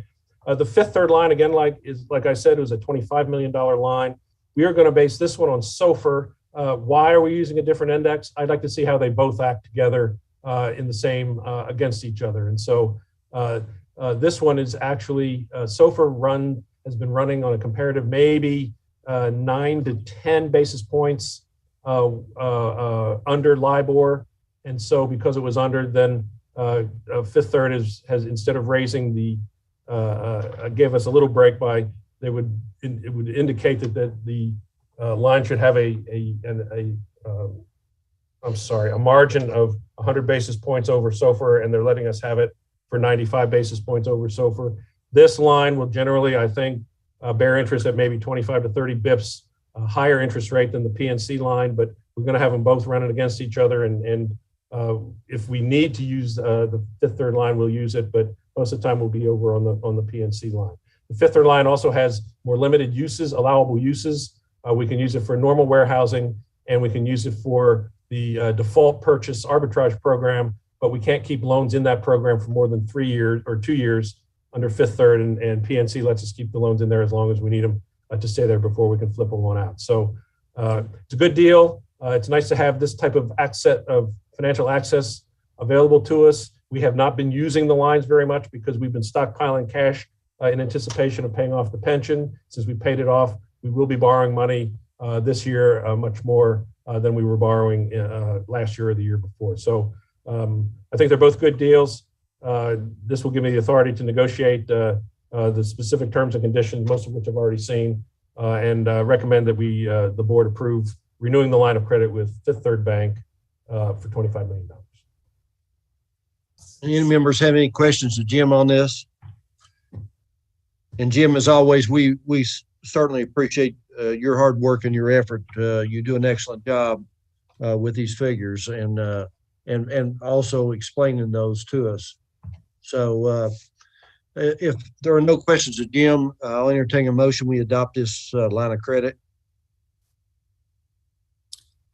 Also move, this is George. Okay. And do I have a second? Second. Okay. All in favor signify by saying aye. Aye. Opposed, like sign. Jeremy, I need for you to note that I abstained from voting due to a strong business relationship I have with Fifth Third Bank. All right, motion carries. Thank you, Mr. Chairman. I appreciate it, and I appreciate everybody's time and working through these issues today. Thank you, Jim. We appreciate you so very much and your people. Please give them our best, okay? Absolutely. All right, Jeremy, you're up. Adoption of the Cycle 3 restatement. Yes, sir. Thank you, Mr. Chairman. So as everyone is aware, when we exited the CURS pension system last year, we were required to adopt and have a defined contribution plan to replace that pension plan for our employees. The result of that was that we adopted a 401A plan, which is the tax code section under which it qualifies. As a condition of having that type of a plan, the tax code requires that on a 6-year rotation that you restate that plan. Obviously, we haven't had it for 6 years, but the 6-year rotation is based on the code and when those plans came into being and when this process came into being, not based on when your plan was adopted. Also, this is the Cycle 3 restatement, and obviously this would only be the first restatement of our plan, but the Cycle 3 regards this is the third time since that process has been adopted that a 6-year restatement would be done. So essentially this is year 18 of that process. The purpose of this is, as everyone should be aware, and I'm sure is aware, the law in this area changes over time. Statutes change, regulations change, court cases occur, and so on a 6-year basis, the IRS, even though those laws are perfectly applicable to your plan, once they are enacted and effective, the IRS just wants you to restate your plan to reflect those changes on a 6-year rotation. So this would be the first time we've done this for our plan. None of the changes are really substantive in terms of how the plan works, the benefit to our employees. It will not change any of those things. The employees would still have their contributions into the 401k plan that we already had matched up to 4% by KHC as the employer into the 401a plan. So it really doesn't affect their benefits at all. A lot of the changes are definitional. As everyone is probably aware, in the last 6 years, we've had a little change at the federal level as to the definition of marriage, for example. It's things of that nature that are affected by this. So we ask and recommend that the board adopt the Cycle 3 restatement, which is really prescribed by IRS statute and regulation as to what needs to change there. And we'll be happy to answer any questions you may have as best I can. Any members have any questions of Jeremy? So if not, I'll entertain a motion. I have one question.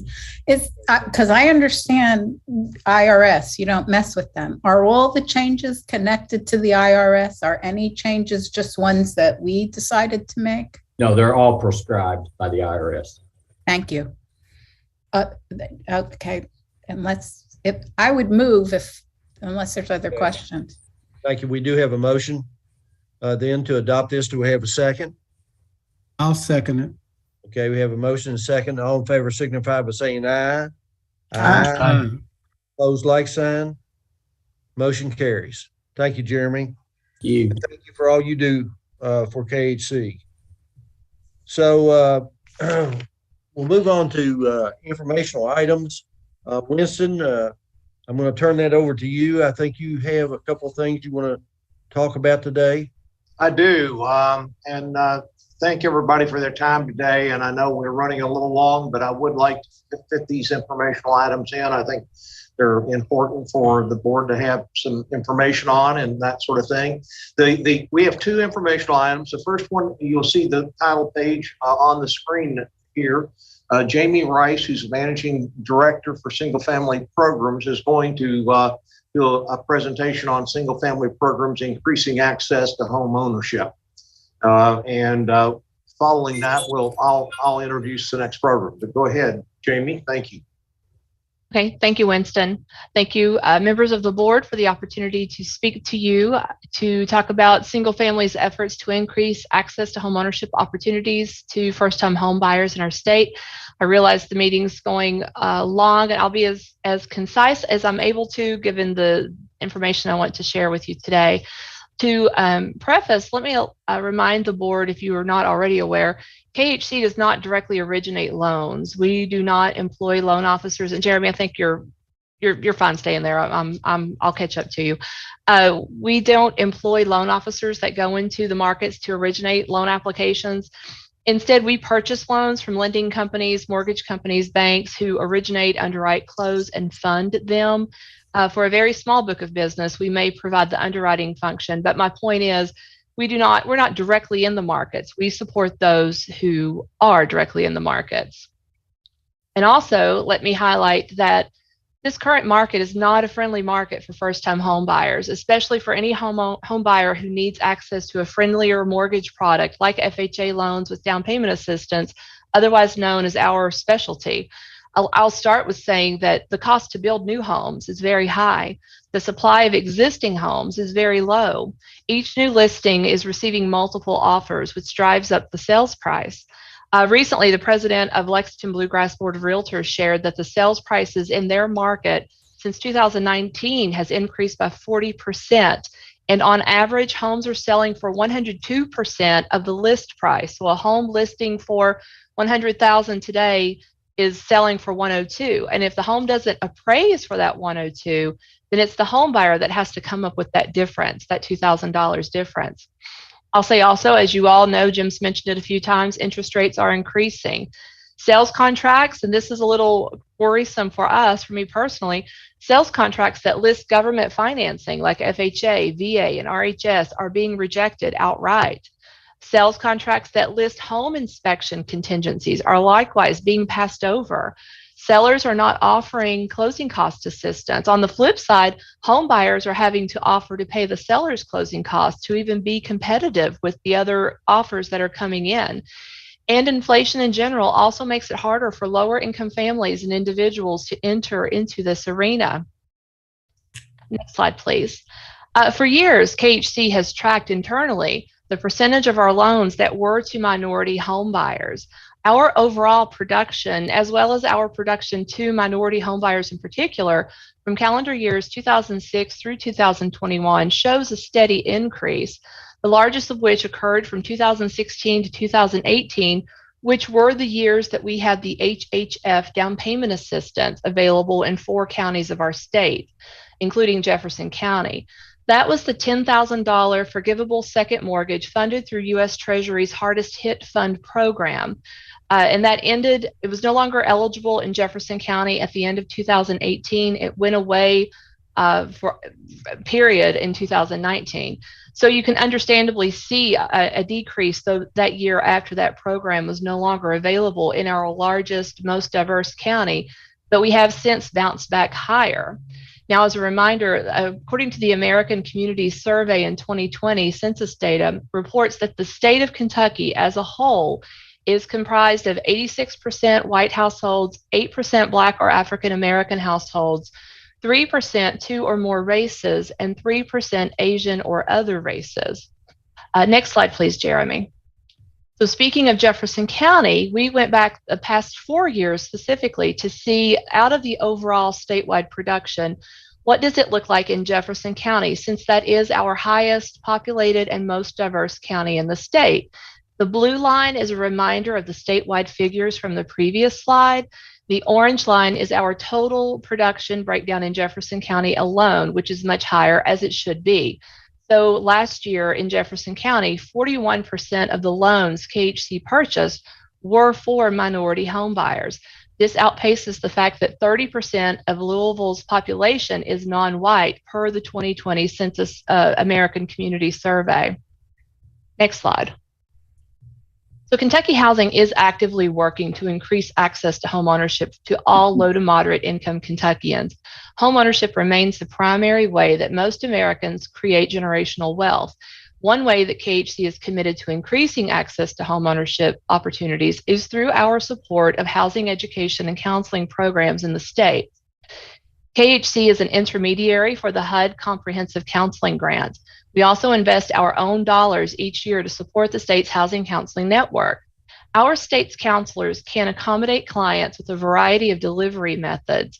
They are also required to have language access plans for their clients with limited English proficiency, usually through contracts with interpreter services or local colleges. Housing counselors can assist their clients with addressing barriers to housing through basic financial literacy, such as budget and credit, but also through rental counseling, fair housing, homeless services, pre-purchase homebuyer education, post-purchase non-default counseling, and post-purchase default counseling. This is a list of our partner counseling agencies that we work with across the state.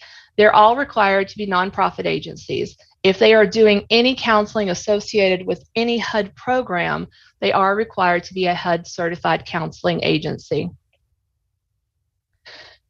Since 2013, KHC has administered nearly $2.3 million in the HUD housing counseling grant funds across the state.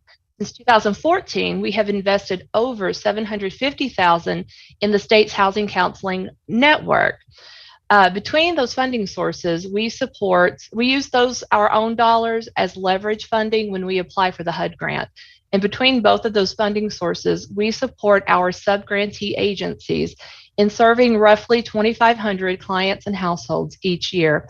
I apologize that I've set my PowerPoint to a widescreen, Jeremy. I'm making you work hard here. I apologize for that. Housing counseling and education is an important tool to increasing access to homeownership opportunities, but we must acknowledge that access is not equal because not everyone is starting off at the same pace. We have a history of systemic racial inequality in housing, finance, banking, education, healthcare, transportation, and employment, just to name a few. And each of these sectors impact the ability to purchase a home. We are very concerned with reports across the state and nation that FHA contracts are being rejected over cash offers. Most of these cash offers are either investors or their parents cashing in the equity in their own homes to help their children enter the homeownership arena. Many minority first-generational homebuyers do not have the means to secure such gifts from family members, as that means to build generational wealth has not yet been obtained. Another barrier to homeownership access is the drastic increase in home prices these past few years, limited supply, rising interest rates, inflation. These circumstances make it hard for first-time homebuyers to compete in this market, but it hits minority first-time homebuyers harder, and I'll show you how. This is a dashboard, and I think you'll be able to see it a little better. Yes, this is a dashboard KHC has been working on for over a year. At some point, it may be public-facing. I won't say that we are done with it yet. I know that you may not be able to see it very well. I'll explain some of the graphics. This data comes from the Census Reports American Community Survey of 2020. This tab presently covers Jefferson County specifically. And as a reminder, the state's racial composition as a whole, 86% white, 8% Black or African American, 3% two or more races, 3% other races. The first color bar that you see depicts the racial composition of the county. It shows that Jefferson County is comprised of 70% white households, 22% Black or African American, 3% two or more races, 3% Asian or other races. The second bar shows the racial composition of property owners in Jefferson County. It shows 83% white, 13% Black or African American, 2% two or more races, 2% Asian and other races. The third bar shows the rental composition for the racial composition of renters in Jefferson County. 57% white, 35% Black or African American, 4% two or more races, 3% Asian, and the rest other races. At the very bottom of the page, which I know you're not able to see, it shows the median household incomes by race, which relates directly to affordability. And I've broken it out on the next page, Jeremy, in a little easier way to see. What it says is that in Jefferson County as a whole, the median household income is $58,196. But if we look at it by the racial composition, it tells a very different story. For white households in Jefferson County, the median household income is $64,693. For Black or African American households in Jefferson County, the median household income is $38,325. But the disparity in household incomes is a huge challenge to increasing homeownership access to minorities, especially right now when home prices have surged 40% or more in the past 3 years. Sellers, again, receiving multiple offers on each listing, and FHA loans are being rejected over cash offers or conventional financing. And then the next page is a look at the ethnicity for Jefferson County. And we've got this for every county, but this again is our highest population in the state of Kentucky is in a single county. But for Jefferson County, it's 94% non-Hispanic versus 6% Hispanic or Latino. The home ownership composition is 97% non-Hispanic versus 3% Hispanic or Latino. And then the rental composition, 89% non-Hispanic versus 11% Latino. And then looking at the incomes on the following slide, based on ethnicity, they're a little bit closer than when you look at them by race, but they still show that race and ethnicity can predict buying power. Non-Hispanic Latino median household income in Jefferson County was $65,572 compared to Hispanic Latino median household income of $50,508. So given that background look at Jefferson County, how did KHC do last year? Remember, we partner with lenders. We do not have originators in the field taking loan applications.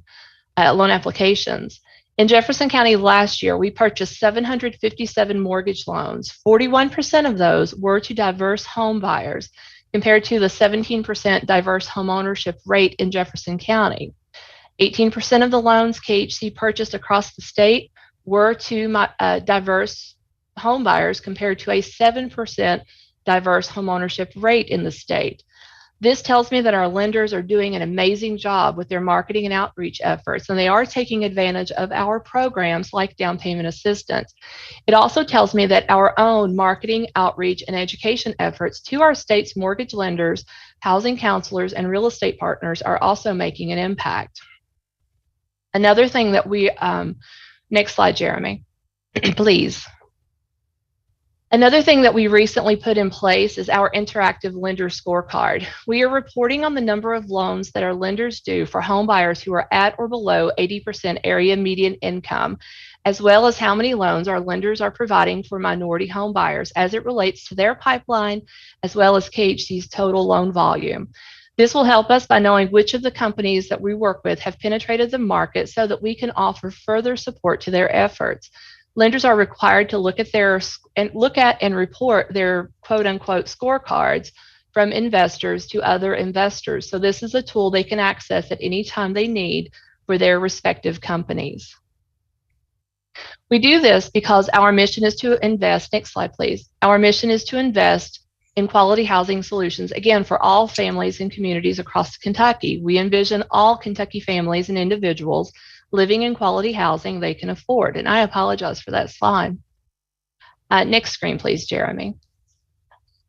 Something else that we've implemented is our Lender Liaison Committee focused on increasing homeownership access to minority home buyers. We first met in October of 2021 with another meeting in December. In 2022, we've gotten sidelined a little bit. Number one, we came into January, Omicron was just crazy. And then we launched our Homeowner Assistance Fund program in February, and we're still working through that program's initial demand. We do plan to meet later this summer or early fall to continue those discussions with this group of lending partners on how KHC can support the efforts of our lenders across the state to increase access to homeownership opportunities to a group of people who historically were systematically denied equal access to banking, finance, and home purchases in the past, and as our data supports, they are still behind compared to our white population in the state. For the Lender Committee, as a group, we discussed the need to diversify our industry and the need to be consistent presences in our classrooms and communities, and we need to keep pushing forward. Our committee meetings have involved heavy discussions on racial bias and appraisals. We heard the story of a lady in Indiana who had to remove all essence of her race and had a friend's white husband stand in for her as her brother for a third appraisal on her home when the first two seemed to be lower than they should have. And then the value of that third appraisal compared to the first two was just tremendous. We also discussed how Kentucky's appraisers are predominantly older white males. They also have a lot of control of who enters the industry because they have to sponsor new appraisers for the first 2,000 hours. And often what happens is they would only sponsor their own family members. So that made it harder for new blood to enter into that field. The Kentucky Board of Appraisers was in the process of implementing measures to make it easier for new blood to enter into that field. They were working on it late last year. I believe it is it's in place now. We are sponsoring an upcoming panel discussion with members of Mortgage Bankers Association on appraisal bias and race. This panel consists of some of our committee members and the former speaker from Central Indiana's Fair Housing Center. So even though we've not formally met as a group, we are still working with the committee members on various endeavors. And I think that is my presentation. Do we have any questions? Yeah. Oh, I'm sorry. Thank you very, very much. Kathy, you have a question? Yeah, I have two. One is when Laurent was there, I was on that committee. I would love to be on that committee. I heard those presentations. Yeah, and we haven't met since, but we're still working with, they're out. The goal was always our lender committees. We've had many times, many years. I've been at KHC for 20 years. We've had them. This one is focused on our DEI efforts in lending. The goal is always for not KHC to tell the lenders what we think they should be doing. It's always been for us to listen to the lenders who are in the field and for them to tell us what they need. And we have a great relationship with our lending partners, and it's a two-way street as far as, they ask us for what they want and need. If we're able to do it, we do it. If we're not able to do it, we explain why. And but we do listen to them. Okay. And my second is, the numbers are great, okay, but you compare who you lend to all Jefferson County, but don't we only serve low and moderate income people? And what % of low and moderate are the minorities? So when you use all the population of Jefferson County, median means as many people above as below. And a lot of those people are going to be, we see by the numbers, white. So the 41% should be compared to who our potential consumers are. And that's all I like the numbers. I'm just saying it should be, are we, and I bet we are serving more, but we in honest data, we should compare to what our potential consumers are, how many are minority. That would be the only thing. And I think what you would find is we're doing great. I think, Kathy, when we started the project, we started it from the point of view of what are we doing? How are we doing? And we can't just look at our numbers without comparing who's out there to be served. And that's where we've started diving into the census data. And I'm not an actuary. I'm just a mortgage person, so I know how to get loans in the books and analyze data a little bit. But my degree was not in statistics, so that's where I rely on others. But again, the dashboard is a work in progress, and it may take varying turns as we look at it. But it started from the point of view that we needed to give ourselves a scorecard, and we can't adequately judge where we are without looking at who's there to be served. Do we have any other questions? My point was that that's our potential consumers, not the whole of the world. Yeah, but thanks. Any other questions of Jamie? Jamie, thank you for your excellent report. We really do appreciate it. I know it took some time to put this together for us, particularly with all the other demands that you have upon you at this particular point in time. Thank you. The next report that we have is from Wendy Smith, who is the Director of Housing Programs, Deputy Executive Director, on homeless programs update. Wendy? Yeah, I will try to keep this as succinct as possible. That's almost an impossible task when you're talking about addressing homelessness across 118 counties, which is what KHC does. But I will sail through this, and then if at another board meeting you all want more, we'll go into more detail, or if someone wants to just have a conversation with me, I'm happy to do that too. So just to orient you all, we kind of have three big buckets of program areas. We serve home buyers and homeowners. We do a lot with rental housing and rent assistance. And then we have a lot of work that we do around homelessness programs. Next slide, please. So we have what's called the Balance of State Continuum of Care, which is the homelessness response system for 118 counties. Next slide, that might be helpful actually. One more slide, Jeremy, and then I'll make you go back, sorry. There are three continuum of care or continua of care in Kentucky. Lexington, Fayette County is one, Louisville, Jefferson County is one, and then the rest of the state is one. There are advantages to this, but as you all can imagine, addressing homelessness in an urban county is much more different and focused than when you're trying to do it across 118 counties. That includes mid-sized cities, small cities, and just really rural counties. There are kind of 5 key things I want you all to know about addressing homelessness in Kentucky. And really, these are national trends, many of them mandated by HUD. One is the formation of these continuum of care entities in states. This was mandated by HUD quite some time ago. Every state has 1 to umpteen continuum of care entities that address homelessness. There's another element called coordinated entry, which means you don't just do first come, first serve. You take a need and triage approach. I'll talk about that in a sec. Housing first is mandated by HUD, meaning the solution to homelessness is getting folks housed.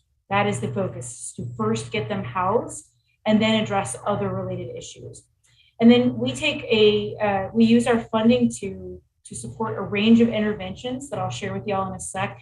And then we do a lot of data collection and reporting to try to demonstrate system performance. That is mandated by HUD. So our balance of state continuum of care, again, is 118 of Kentucky's 120 counties. It's really, it has a kind of a couple of identities. It's a governing body, there's an advisory board, it's a planning body that lays out what the policies are for the continuum of care, how coordinated entry and other efforts are going to be done. They vote on efforts. So they really kind of are, they're an advisory committee that makes some decisions for the state continuum of care. And it's made up of homelessness providers that get HUD funding and some who don't. We have some that are faith-based and do not wish to get HUD dollars, but still participate with the continuum of care. And we also have other partners like community mental health providers, community action agencies that, they end up working with people experiencing homelessness and they participate with the continuum of care. Our goal, writ large, is to create a homelessness response system that ensures homelessness is rare, brief, and non-recurring. There will always be folks experiencing homelessness. We would just like it to not happen often, be very, very brief, and not happen again. That is our long-term goal. So this is just an org chart to give you a sense of the structure. There's the Kentucky Balance of State Continuum of Care Advisory Board. KHC staff support that board. We are not members of that board. So we do not vote on the policies. We do advise and support them. We do staff a lot of the administrative work that happens on behalf of the continuum of care. And then there are agencies that are members of the continuum of care that participate in the programs, get funding through it, and all that kind of stuff. So our role as an agency is to be the planning agency and staff to the Continuum of Care Advisory Board. We also put together what's called the collaborative application to HUD every year. These are not guaranteed funds that come through the Continuum of Care through HUD. They are competitive. So every year we compete, and we put together an application with 25 other agencies in the state where we roll all of our asks, some of them for planning across the whole continuum of care, some of them for individual shelters or individual service agencies, and we have to roll it into one giant application. It's a Herculean effort every year. But we've competed well every year and gotten slightly more money every year for the last 5 years, which is great. That's what we want, is our organizations to have enough funding. We are the Homeless Management Information System Administrator, meaning we collect the data, report on the data, and we do that for the entire state. And then we also administer coordinated entry. I'll talk about that in just a sec. Next slide, please. Coordinated entry is this idea that we're no longer taking a first come, first serve approach to serving folks. We now have policies that the Continuum of Care establishes about how do we triage who has the most acute need and who should get what housing solution.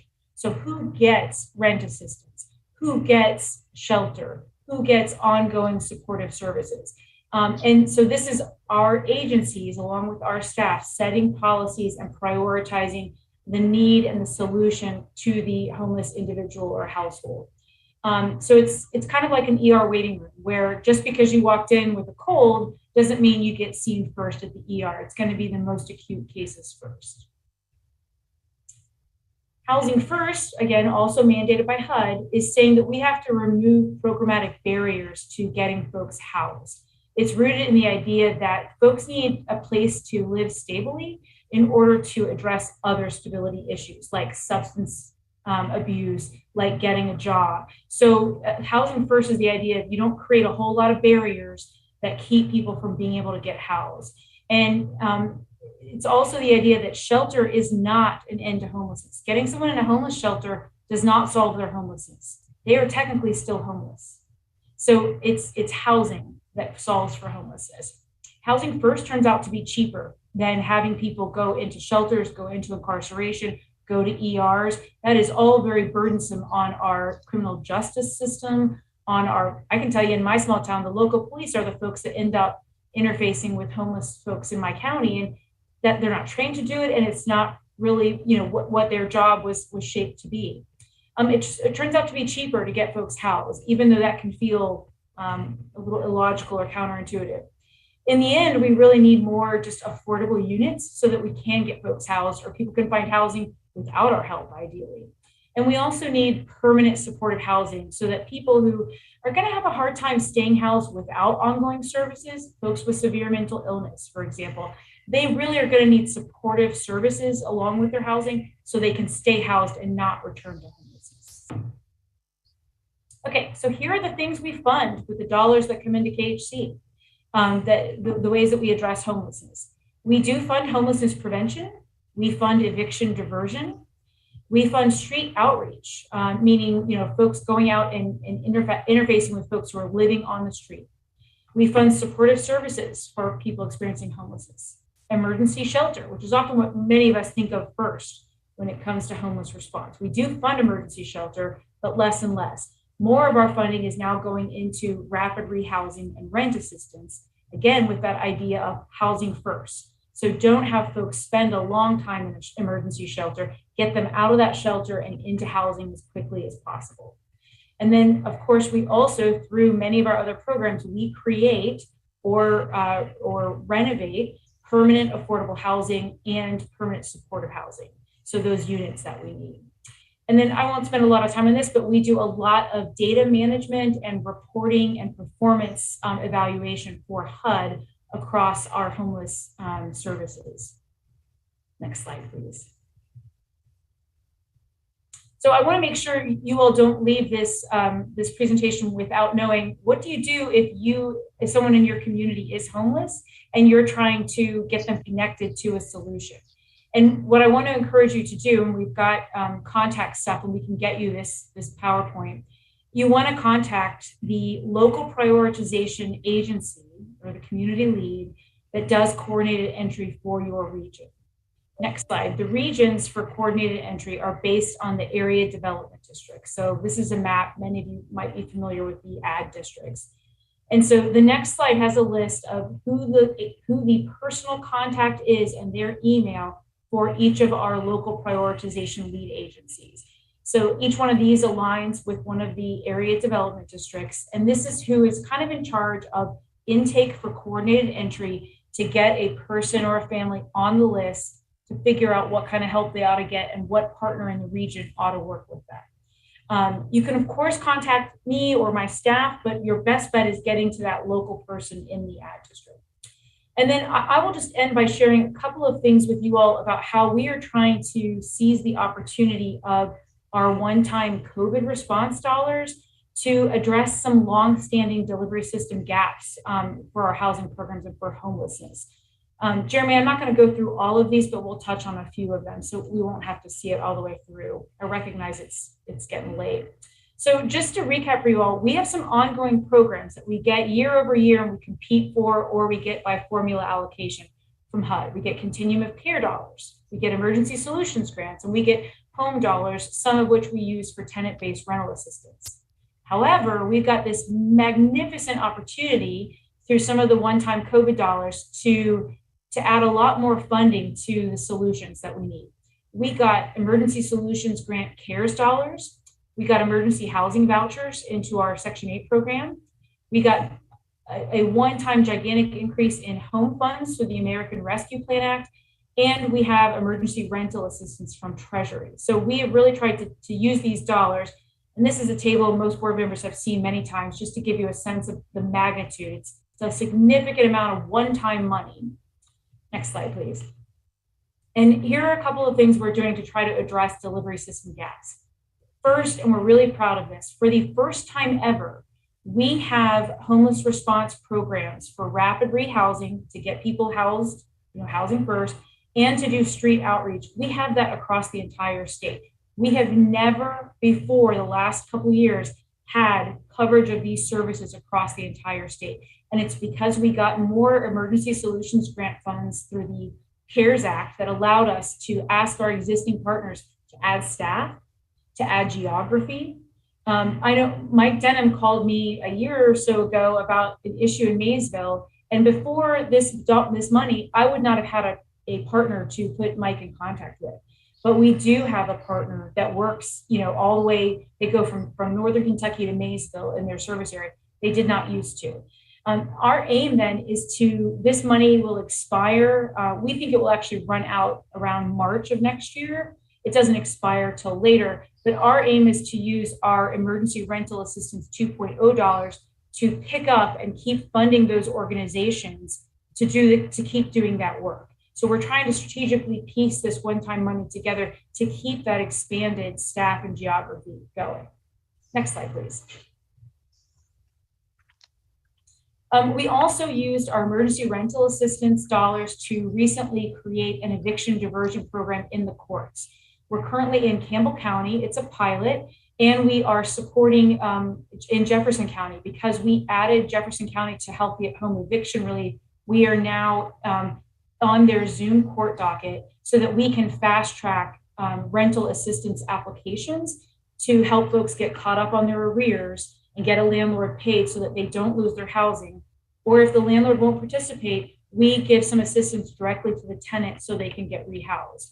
Again, this is a pilot, but we've never before been able to try to do something where we work in the courts to try to prevent evictions or help people have relocation benefits to be able to get rehoused. We also are using some of our one-time money to build an online platform to recruit landlords and connect landlords that are willing to take rent assistance to the tenants who are looking. As you all know, we have a shortage. So what we want to do is, at least for landlords who are willing to participate, let's get them connected to a tenant who is searching. That might seem like a big duh, but we've never had enough money to build and staff, because really it takes some customer service. We are in the process of calling hundreds and hundreds and hundreds of landlords to ask them if we can list their units in our platform. We're excited about this, and our hope is that it will get a lot more folks housed more quickly if a landlord knows they've got rent assistance through KHC. Next slide, please. We're also aiming to use our ERA2 funds from Treasury to fund legal services for at-risk tenants for multiple years. We're negotiating with Treasury right now to try to keep all of our funds so that this can be a 3-year program where across the entire state, folks can get within 24 hours a call back to get legal advice and to sometimes get representation in eviction court so that they can stay housed. Next slide, please. We're using some of our ERA funds to help tenants who get to the top of a waiting list with a public housing authority. that they can get help with their initial lease-up costs. So really just a few $1,000s max to pay their upfront deposit, to pay their utilities, to pay any old debt that's keeping them from being able to get, utilities startup or any of that kind of thing. What we're finding with our own tenants and other public housing authorities is if you get lucky enough to get to the top of a waiting list, then if you don't have enough cash to lease up, HUD does not help you with that part. So you might take out a personal loan or credit card debt to get leased up. And we would like to help folks avoid that. Next slide, please. And I will stop with this. Well, I already talked about the eviction diversion program. Next slide, please. This is a duplicate. You can go to the next slide, Jeremy. Okay, the last one is we are in the process of establishing a team of in-the-field housing connectors or navigators, because even though we have tenants that are getting rent assistance, them getting their paperwork done, finding a unit, negotiating with the landlord, it's just proving a real challenge. So we are in the process of recruiting these connectors to help people who have rent assistance find the unit, talk to the landlord, get the paperwork in, and get housed quickly. It's a delivery system gap we've never been able to find. And then the last one is just that we are using our home ARP funds to fund, and this is in partnership with our Section 8 program, our homelessness programs, and Jeremy's multifamily programs, to use some of that funding to create permanent supportive housing for people experiencing homelessness who need those intensive services to stay housed. And we're really excited about that. And I think I have one last slide, Jeremy.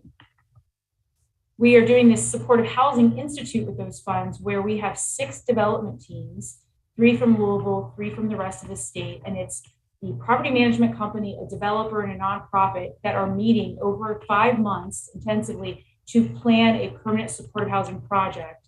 This is being led by a national expert, Corporation for Supportive Housing, and our teams are getting training and technical assistance and to shape a really strong project, because getting these built isn't the hard part, it's keeping them running successfully over time when you're serving folks who are often the hardest to serve and the hardest to keep housed. So I will stop there. I think everything else in the PDF is just links to information for you all if you want more information or you want to know about programs that we have. So that was real fast. I'm happy to give anybody more detail one-on-one or in another meeting. Thank you, Wendy, very, very much. Great program. And again, as you said, if you want more detail on any of these items, please contact her or identify the subjects that you think you need more information on, and we'll get it to you. Are there any questions for Wendy on the presentation? Winston, I'd just like to compliment Wendy, and Wendy, I ask you to send us a slide presentation, if you don't mind. Absolutely. I'm going to leave that to Jeremy since he's got everybody's email address and all that good stuff. Okay. All right. Thank you so much. We'll get that done. And before I relinquish the floor, Mike, let me say a special thanks to all the people from the Kentucky Housing Corporation that have appeared before you today, each carrying their own unique responsibilities and burden. Sam Thorner, John Davidson, Wendy Smith, Jim Statler, Jeremy Ratliff, Jamie Rice, and Kevin Fields. And each of those people represent only a part of what it takes to get the job done. And depending upon what the order of the presentation was, there are literally 10s or 20s or 30s of people working to support their effort to get the work done that they present to you. And then I also like to make a special thanks to you and to the other board members for your time and being here today and being supportive of our efforts. Thank you very much. Thank you, Winston, and thank you, Wendy and Jamie. We appreciate your effort. And Winston, before we leave this, can you tell us a little bit about maybe what's going on in West Kentucky as far as tornado relief? Just a real short sentence or two. Well, a short sentence or two. Things are proceeding. There's been $75 million of community block grant funding that is associated with disaster relief that has been identified by the federal government. And the responsibility for spending those funds falls in terms of planning on how to spend those funds starts with the Department of Local Government. And there are statutory procedures which they must comply with in order to be able to utilize those funds, and statutory limitations on how those funds can be utilized. And all of that process is in the works, so to speak.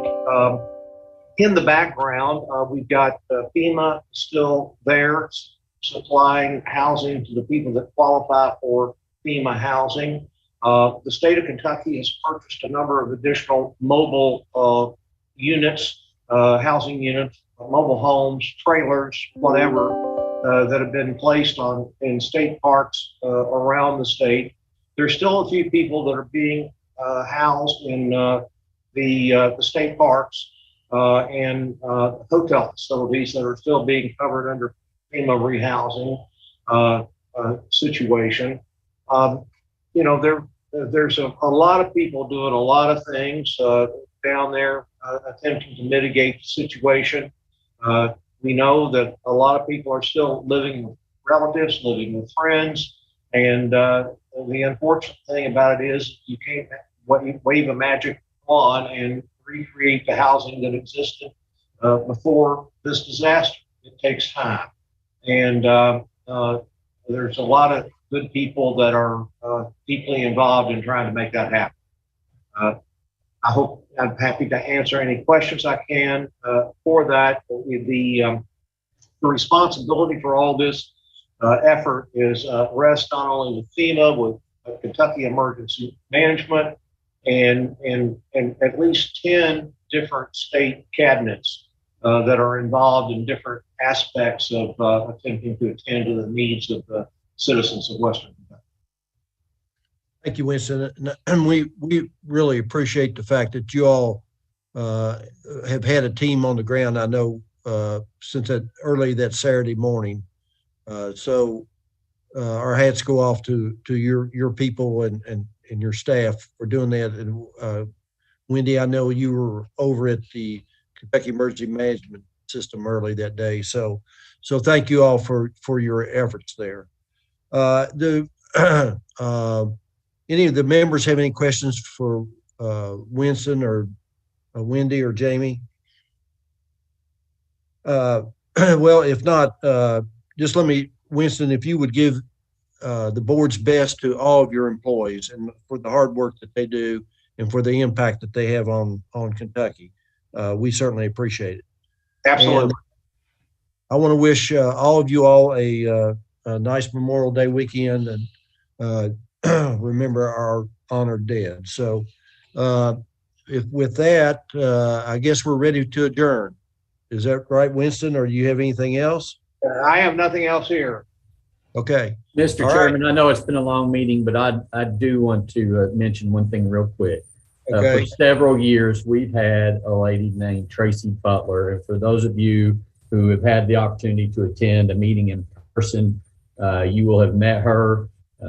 I'm sorry for those who have only been able to join us remotely that they have not been able to meet her in person. But Tracy, for several years, has served as our board liaison. And I will say that when I became general counsel, you may have varying opinions of how well these meetings go and are ran, but I can promise you they would be far worse had Tracy Butler not been around to help me out and kind of teach me the ropes and train me on it. But Tracy notified us last year that this would be the last year she would be able to help us in that regard. So we've been training Sarah Gibson, who you all have been interacting with via email at least for the last year. But this will be the last meeting that Tracy will have covered by her contract. And so I just want to mention Tracy. She's been a huge asset to us for several years now. And it would be a shame if we let this meeting pass without mentioning her and thanking her for her service. Thanks to Tracy. Jeremy, would you be sure and recognize her in the minutes, please? I will. And unfortunately, I don't think she's in the meeting anymore, but I did want to mention her. We appreciate her hard work and her effort. She has been really good to deal with, and she's been very helpful to me the last few months. So I appreciate that. So, any other members want to make any comments in that regard? Okay, if anybody have anything else before we go? All right, if not, we'll stand adjourned. Thank you all very much.